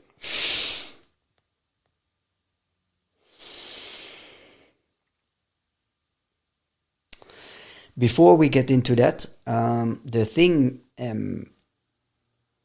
what I did, because I started noticing, okay, Michiel, you're going to lose yourself. You don't know, we're now talking about 2014, and you're going to lose yourself. Mm-hmm. So what do you need for now to make sure that you can always come back to a point? And as you know now, I'm a framework person. There's a framework on that wall. Downstairs, there are all frameworks. I really believe in frameworks. It's not the holy grail, but it's more than not a framework and entering an unknown situation and don't have any clear sort of, things to grab on. And so framework for me is, okay, at least it covers maybe 80% of the challenge at hand. It's not the 100%. Mm-hmm. It's not the holy grail, but it's more than nothing. It's an empty wall, or it's a wall with the business model you canvas on it. Mm-hmm. It's a difference. Mm-hmm. It gives direction. It gives conversation. It gives clarity. It helps you. And so I thought, I'm going to lose myself. I need a map. I need a map to navigate. Mm-hmm.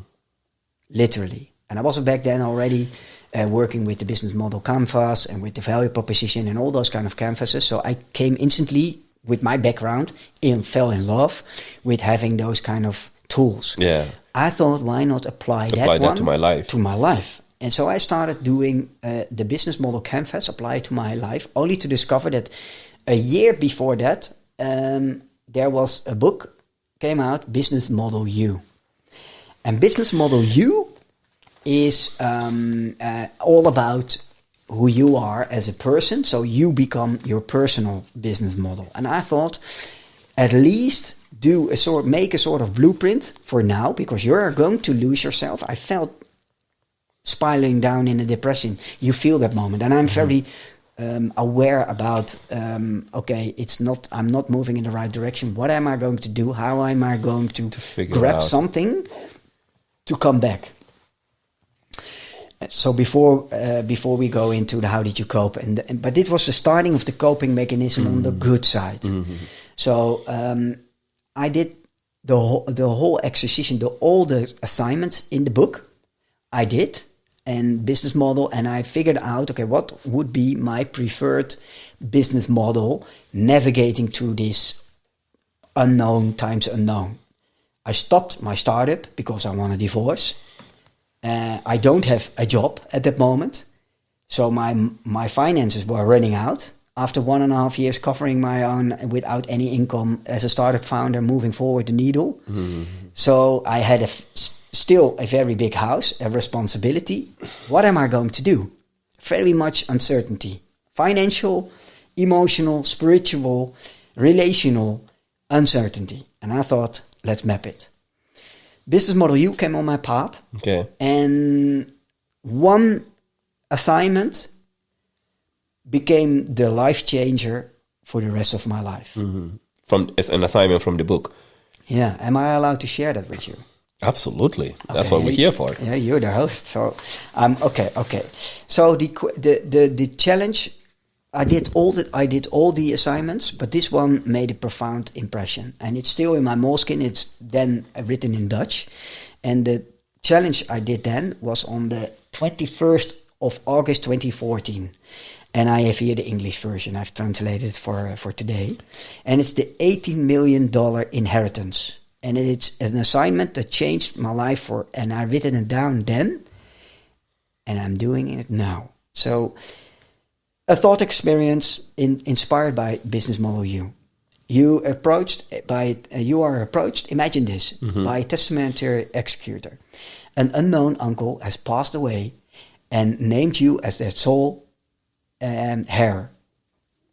You are about to inherit $18 million, but here's the catch.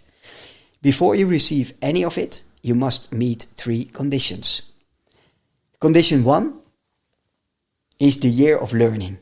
You must step out of your current role or main occupation. 1 full year, you have enough to live comfortably, but no income work is allowed. This year is for learning, exploring, and creating, doing the things you've long wanted to do, but never gave yourself time for. Ask yourself, what would you truly want to learn or experience if nothing practical stood in the way? And then my answers, and then the second question was, the second year, so 1 year you do everything what you would have learned. And I'm going to share one important thing in it. The second year is you must donate $9 million to a cause that moves you deeply. You're responsible for investing where it will make the most meaningful difference, not as a transaction, but as an act of integrity. Ask yourself, which issue, community, or injustice touches something in me I can't ignore? So, and there is my second part, my second year. And my third year is, after fulfilling the first 2 conditions, you receive the remaining $9 million. You now have both freedom and responsibility. Ask yourself, what kind of work, of any, do I want to do now? Who do I serve? And who do I create a real value for?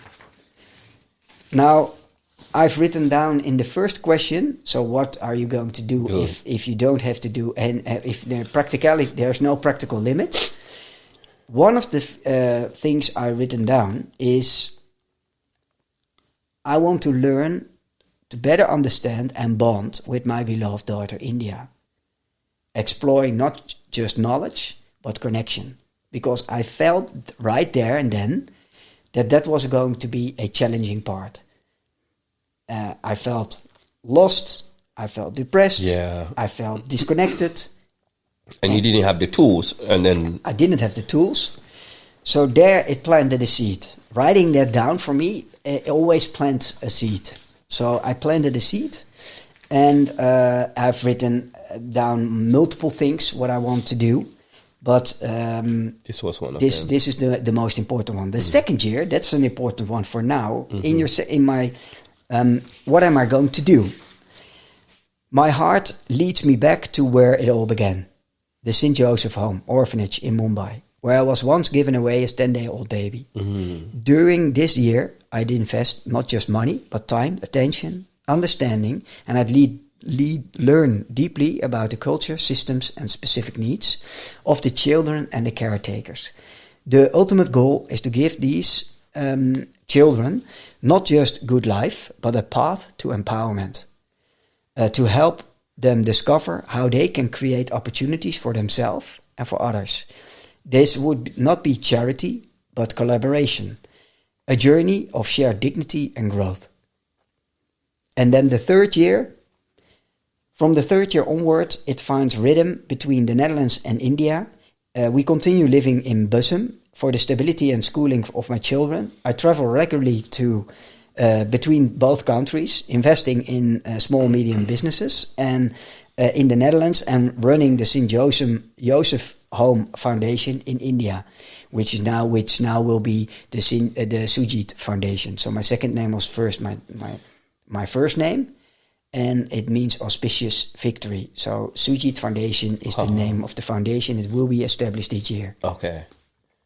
My focus is to coach high potential orphans, guiding them to scale our model of empowerment and help children thrive. In this way, the circle continues, turning personal history into shared possibility. As a father of a blended family, I lead by example, living and working in an inspiring entrepreneurial way that mirrors the values I hold close. Doing the right things, doing those right and now, and doing good. But here it comes. Yeah. Back to the first thing that what I've mentioned, that the better understanding of India, that planted a seed. I thought, okay, but I don't know how. I don't have any role models. What are you going to do in the meantime? And I thought, okay, and with these unhealthy coping mechanisms, which were really developing at that time, I felt I'm spiraling down. What if maybe I'm not coming out on the other side? I didn't know. I wasn't in a good place. Yeah. And I thought, how can I make sure that my girls, whatever happens with me, know that I really love them, that I really knew what they were doing at that moment. Even though you were not emotionally available or couldn't give it to them at the time. Exactly, my friend. How would you do that? I started writing that year, so the first letter I wrote down, it was the 21st of August I did this writing assignment, and India her birthday is on the 19th of October 2014, and she became 8 at that year. I started writing a birthday letter to her, age appropriate, so with who she was playing then, what she was doing, what was on her mind. Really to make sure that she felt seen. If she gets the letters, fast forward, when she became 18. Because I've put it in an envelope and promised to myself to give it only to them when they're becoming 18. And she became 18 in 2024. So she got 10 birthday letters. So for 10 years. Yeah, for 10 years for her, for 10 years. Yeah, and for Luna, started 4 years. For Luna, she has 14 birthday letters. And later on, with my girlfriend, Floortje, I got a daughter. And that is Olivia. She's now called Lila. And she's now 11. So she will get all the birthday letters from the first age, from the first. So as part of the implementing this exercise, you started writing the letter. Like 2 months later, it was the first birthday. Yeah. And so you started writing the letter. Yeah. And not only to her, it's like to all the girls. And that was your way of like telling them how you feel. Yeah, and that I truly love them. And also that although I felt that I wasn't emotionally available, but I was seeing more than I thought they would think about perceiving me. So it was about, okay, but I am not emotionally available. They will feel that. Yeah. So they will feel, you didn't see us. And you didn't, you weren't there as much as we needed you. And still I thought, okay, but how can I at least try within the limited possibilities I felt in my whole system without any examples.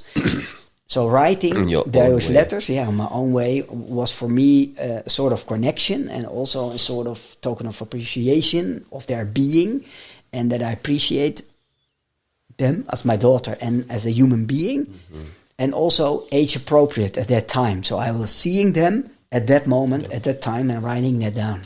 Oh, that's amazing. That's truly amazing. And you're doing this in your own way.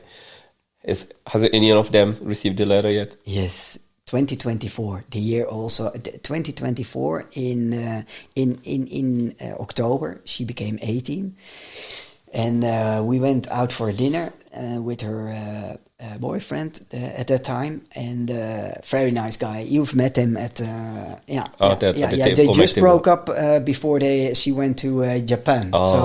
But she was already 2 years with him, and so I took them for dinner, and then I gave the birthday letters. And for me, that was of course a very special moment because, and I felt for India too. But as I can imagine, what can you say? You're becoming 18, you're having a dinner with your father, giving these birthday letters. So I said, let it breathe. I thought, let it breathe. Don't push. Be happy that you have this moment and that you can to give it. But also the moment that she's 18 and that she's willing to have the dinner with you.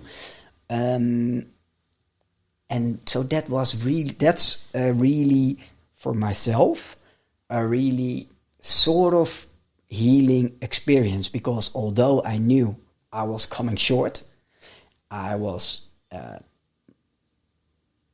unavailable emotionally in very critical stage of her life, making amends, showing my presence. Of course, she may be angry or sad or whatever. We will have in the future conversation about it, but at least. And she accepted them, and I saw a sort of appreciation for it. Mm-hmm. That's amazing. So you haven't had the conversation yet, Howard? No, we will, because as a conversation starter, she is now traveling to Japan. And what did I do? I have a baby jogger, and it's the baby jogger which I wore as a baby when I came to the Netherlands, and it's the Dutch flag, and I cut out a heart out of my baby jogger which I've worn when I was a baby. Oh, wow. And I put it in a little moleskin book. Yeah. And I wrote a personal letter to her. And I also sent her the picture me as a baby wearing that baby jogger. And that is a conversation starter for later, to also have a conversation about the letters. And it's not about the letters. It's also, I truly hope, India, if you listen to this conversation, I truly hope that you will feel safe enough to also express every emotion you want to express, and that I've made you feel. Anger, disappointment, whatever it is, please feel safe to share that with me. And I do really apologize for not being there for you. And I hope you forgive me.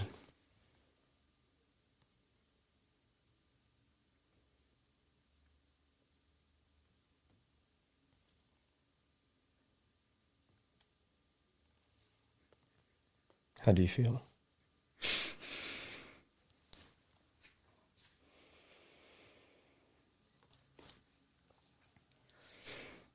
It hit the nerve.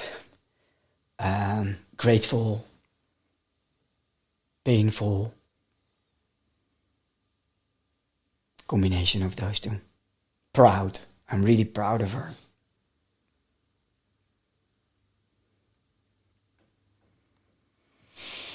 I'm proud of you too. I think none of us are perfect. We all figuring it out. You are not given any tools to figure it out. But you've been a survivor your whole life, and you're figuring it out, and you never quit. And I think for me, that's why I really wanted to dive more into this, because it's just an inspiration for so many of us out there. Like everything that you've been through. And then you you care so much every time we're talking about like Indiana and the kids. Like I can see in your face like how much. But like you're so conscious to like what do you put them through.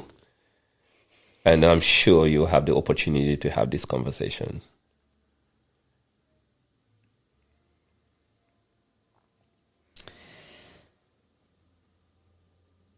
So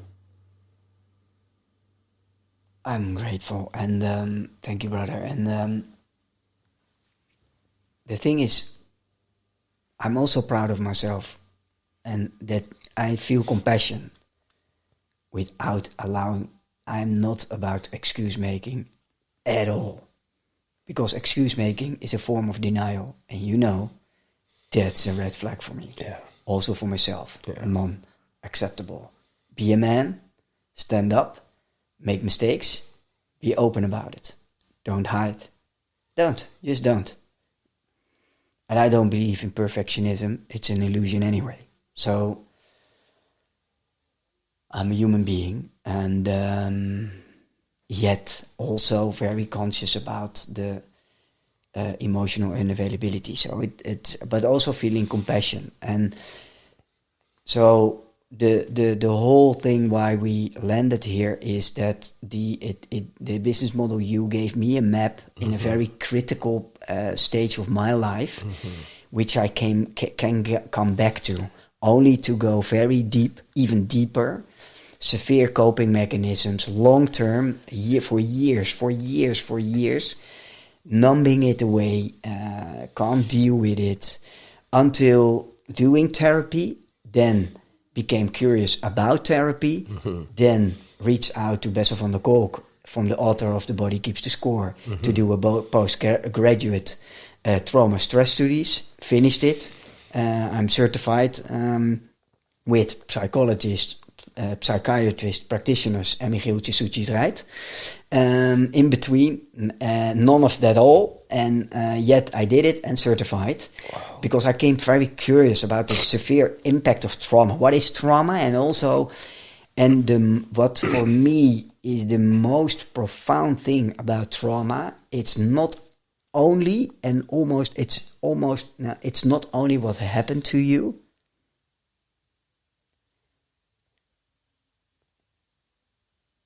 but almost equally important is who was there for you.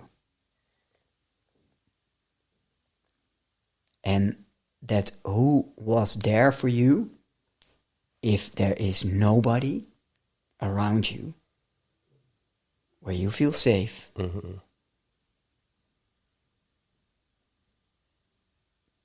then that trauma gets even more stored in your body. The body keeps the score, it's in the title.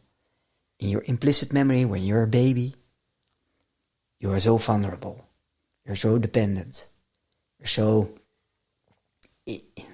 innocent, you're a child, at least you should be. There's no postnatal bonding, there's no sense of development of sense of self. So, of course, I struggled with identity questions. Who am I? And my biggest self-sabotaging mechanism I came to understand while being 49, starting the trauma stress studies, 34 weeks, every week a certification. Otherwise, you won't reach the certification. You had to score an 8. So 80% you had to do good. Otherwise, every week. It's not a joke. No, it wasn't a joke. And but it was. I loved it. Cried of the 34 weeks, 30 weeks, I guess, because it all resonated. I got language, common understanding about a lot of things I felt. So it was for me also healing in hindsight. And I'm always curious, so I want to learn more. I learn to understand. And the most profound thing which I discovered is that my self-sabotaging, because I can reach such so many heights. If you see the pyramid of needs, I'm able to operate in the self-actualization, the highest of the pyramid. And social, I'm very social, very connected, as you know, very connected. Yep, I'm a born connector. It came out of disconnection, right? So I turn it around, I made it my superpower. Disempowerment to empowerment, you know, there's a sort of correlation. But when it comes to the, if you don't have any foundation, on the surface, on the lowest level, the level of survival, existential survival.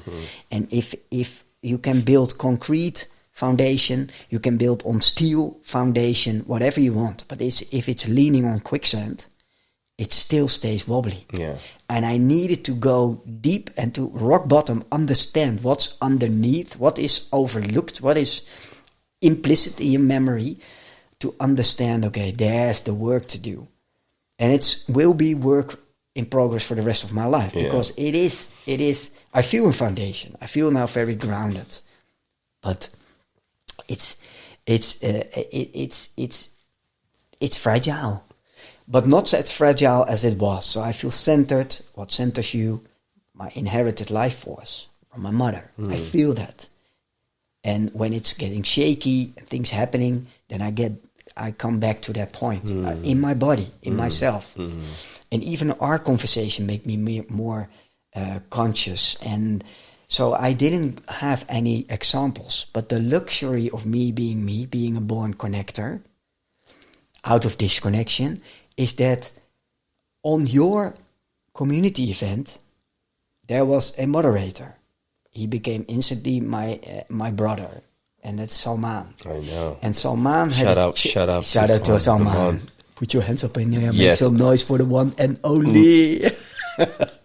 Salman, we can talk about you again and about you crying. I was actually it was last night. Last night, Kes was going through, my wife was going through the OMEC Summit videos and pictures. And we got to the Salman part because I had listened to your podcast with him and you were going over there. And we got into there, and then it's like all of them got captured in the photo. Like, and I saw his daughter standing there, and I saw him, and then they come in, and she was running, and I picked it up, and then he's crying, and I'm like, oh, wow. I get goosebumps again. That moment. But not having role models, yet always stayed open for learning from my environment. So one of the principles in my podcast, and the second is, although it starts with me, ultimately it's not about me, but the third one is stay open-minded while having my own opinion. And for me that means, although I have a lot of trauma, the world isn't always like that. The world also, there are also good examples. So being 50, standing there on that beautiful, amazing environment, seeing an example of Salman, really loving, caring, only to come to understand later on that he asked, hey, are you okay, to you, before that whole event and he being the moderator there, are you okay with bringing my daughter? You were like, what are you talking of course, this is a family. She's family, you have to bring her. And then another example of Christopher Williams with his son and that caring, unconditional safety in a big environment, and his son wasn't very comfortable with a lot of people around him, and reaching out to one of my best friends, my brother Kareem, who was speaker and moderator on that event, and reaching out to that was at the same moment as the same event at Europe at OMEC community. And then all those kind of mini examples, and Kobe, Kobe. He is something special. He is someone special. He's someone. And also in the conversation with him in my podcast, he said, yeah, I want my daughter to remember that we are always one phone call away, that I'm always one phone call away. She can be everywhere, whatever.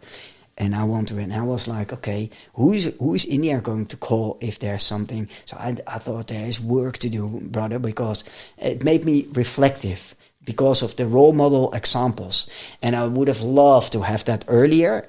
We can't turn back time, but I do appreciate, that's why I appreciate it so much, because it gives me a feeling, you see, there are also good examples. You with your family with the OMEC table, and with your son was there, and all the love and the care and the curiosity and the family together. All those mini moments, not mini examples, mini moments, instills also hope and also a sense of understanding what it means, and it helps me to form to slightly form a better relationship with my daughters. I feel like you're coming back to like that sense of community again, from the teddy bear to the 3 months with the guy in the street, to now like this circle of brothers, fathers, what they're doing. And it's just like always being open to that. And then the environment and the time and the moment now, like where you are, again, open to see it, to welcome it, to take in. And you've been doing like such an amazing job, like taking in and being very vocal about it and the learning. And for me, that's an inspiration as well. Like just seeing you and just hearing you talk about your journey. And it's like, you may think like, all of us, like you're looking up to us, like on our fatherhood journey. But like at the same time, like the fact that you went through everything that you went through to like do what you do and then be where you are today, is such an inspiration. So I think the beauty about a community as a community builder is like, we always learning from each other. That's true. We always learning from each other. Kobe, Christopher, what's up, big bro? Always learning from each other. And it's been such a joy to have you part of that circle as well. And that's why I'm like really excited to see like your relationship with your daughters, like where India is in now, like when I'm like really, because she's so sweet. She's amazing, but like uncle is giving you all these compliments. We're going to talk about it. Okay. Okay. Okay. So we're back now to like the purpose. Yes. Where we started the podcast after how long? And then it's like the connection. And I'm glad we took our time to like really peel. I truly appreciate that. So many layers. And we like at the point now I see who you are and why you're doing what you're doing and the joy that you have, how you appreciate every moment that you're in, why you're giving people the flower, why you complimenting people, why you doing what you're doing. Now it makes sense. And now we are at the point now where this is your purpose, right? And for me, if you like even summarize, it's like you went from a survival mode to like connect that to the purpose. Yeah. And then you connected that to like your mom long in heritage that she passed it to you and closing that loop and supporting that. So tell me a bit about like, what are you doing right now? Because even through your podcast, you're really giving the platform to this, females. And then you like, when our conversation you mentioned, it's like, where I realized like 95% of my podcasts are like female. And then so like now you want to really focus on female because of your mom. Can you talk about that a bit? Of course. It was interesting because first of all, my friends were like, Michiel, we love your podcast, but it's interesting to see that there are almost no men on your podcast. And I thought like, hey, that's interesting. So I analyzed it, and 95% of my podcast guests are women. And then my coaching, so we get into that. So my coaching business is also 95% are women. Then I started recently advisory boards, attending advisory boards. And the first one is Adventure Platform, and it's an angel investment platform. And I was coach of one of the two co-founders, and it's female-led. Then Onboardly from Alexandra, Onboardly is also female-led. So I thought, okay, then community support naturally gravitates towards women's health, and also 75 to 80% female focused. And I was like, okay, I'm a father of 3 daughters. it is happening right in front of you, but you're not communicating it in a consistent, consistent way. Because I was still helping founders and leaders, and so what I'm now really focusing on, it is already what I'm doing for a long time, and it is I help aspiring impact-driven female founders find clarity. And how? The first step is, what is your personal business model? Because we can talk for hours about, I want to start a business, and I want to do this, and I want to do that. But what is your personal business model? What is your starting point? Who are you? What drains you? What energizes you? What direction do you want? Who do you want to serve? Tell me about that one person that you want to help, and why? How are you going to help? So the business model which I've applied to myself 12 years ago, I'm now helping my clients to, as a starting point, as a profound starting point. It's there's a lot of assignments before we start. The Moments That Matter canvas, for instance, that's really getting deep into what really matters to you. Mm-hmm. That's a starting point and a preparation for the Business Model U session. And it's a 3 to 4 hour deep dive session. I've shared today a testimonial of Simone Mink, who decided, based upon the Business Model U exercise, to start her company. She's a tech lead. She's a product and tech lead at a very large corporate, but also she's a public speaker, and also she's a mentor. And she did that already, but she started now her side business to be able to also do what's really coming from within. And I truly believe, my fundamental belief in life, that the real questions where we're looking for are already inside of us. Mm-hmm. It's just a matter of time, effort, skills, tools to reach the deepest, lowest undercurrent inside of us, to tap into that, and to really figure a way to make it happen. I truly believe that all the real answers where we're looking for, we can travel. That's good, eh? We can travel, we can do a lot of things, but the real answers, the real questions and answers are already inside of us. Yeah. And what can help us to pause and reflect, to go inward and to find. And it's always fascinating. If I'm getting in the stage of my life, I can do it, and I do it for free. I would love to be in the stage of my life to do it for free, because the moment we get to the deep core of the conversation, you see always that shift inside. You see it visibly, palpable in front of you happening.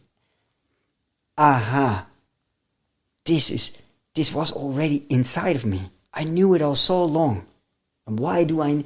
Wow, those moments are gold. And now here it comes. The whole, if we read, and I didn't read everything, but everything what I written down about the $18 million inherited questions, I'm doing right now. I will start 10 years more than 10 years later. And the starting point with starting to improve the relationship with India, the starting point lies at 2014, 12 years ago. Mm-hmm. And now it's, at least the starting point is there. And we will get there. I'm here. Just one phone call away. Yeah. Wow, brother. That's what a story. Yeah. What a journey. Thank you for being part of in our life. Thank you for being you. Thank you for sharing this amazing experience. I think the world definitely needed to hear this, and your tribe, privileged to be part of that, needed to hear your story, and continue to give a platform to the people, continue to create that sense of unconditional love wow. to others. And yeah, thank you. Now, do you have a last word? I do. Yeah. First of all, a word of appreciation. Yesterday, when normally there's a week in between the pre-video call and the actual recording. I do that on purpose to give it some breathing space, but not too long. For us, I needed to shift our appointment, so it became one day prior yesterday. to our conversations. And I've noticed that, okay, let's start. For me, before we dove into the pre-video call, I started to draw a timeline, and all of a sudden, inside of me there happened something, because I lived my life so compartmentalized, also not out of luxury, but out of sort of survival mechanism, because it's a lot, and then bringing it together in a timeline, decompartmentalize it, to have a conversation in my own podcast with you, it did something with me. And I needed time with a very, very appreciated good friend of mine to have a conversation about that, what happened, because it made a... So Anna, if you're listening, thank you very much for your support and your listening and your openness, because your guidance truly helped me. And it was. I needed that, and now I'm so glad that we had this conversation. It felt safe. I felt seen. I feel seen. I felt seen. I felt appreciated. I felt. And also the questions you ask, and sometimes coming back to a point to clarify that. Normally I do that, but then I'm in the driver's seat. Now I'm not in the driver's seat, and I'm really vulnerable, open about my own personal history. Yeah, that does something to you, but it's also relieving. I feel such a relief in my body, in my whole body, mind. So I truly appreciate the conversation. And it's truly an honor that you were the host and truly guided me through this conversation. And brother, for you, remember, I'm always one phone call away. Whatever you need in terms of support for your community, I will be there. I will step in. You can rely on me as your assistant, whatever it might be, because I want to be I want to have you part of my life, a part of my family and tribe, and I want to be part of your life and of your family. I was so looking forward to this.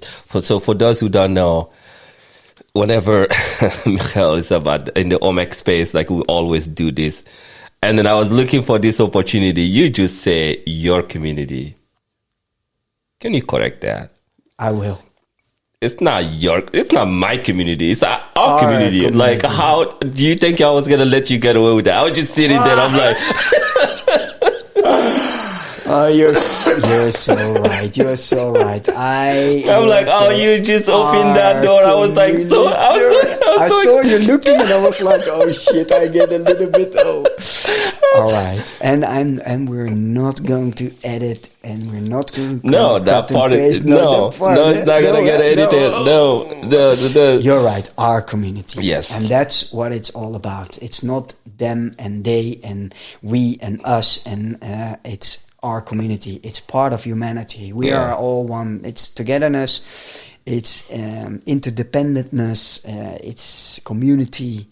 I love it. Yeah, I mean, you come there, you feel home. Yeah, then it's your space. Yeah, it's true. Yeah, maybe the first time someone invited you, you didn't know anything about it, but you get there, you get that sense of feeling. Right away, Kareem invited me, and he was a moderator, and he was in the panel that day, and I truly enjoyed every moment. Yeah, and then from that day on, this is your space. Yeah, you have something to say, you have something to change. Yeah. It is your community. It's like. That's how we move forward. It is our community. That's why when Salman asked me, like, can I bring my I'm like, well, you just ask that question. Yeah, this is your space, brother. I know. Thank you very much. Thank you, brother. Oh, wow. This has been what a deep dive. 2.5 hours. At least we can laugh at the end. Oh, I feel relief. Thank you very much. No, thank you for the opportunity, and thank you for sharing, and thanks for not holding back.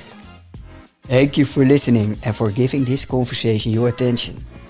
If something in it resonated, a thought, a feeling, a quiet shift, let it settle in its own way.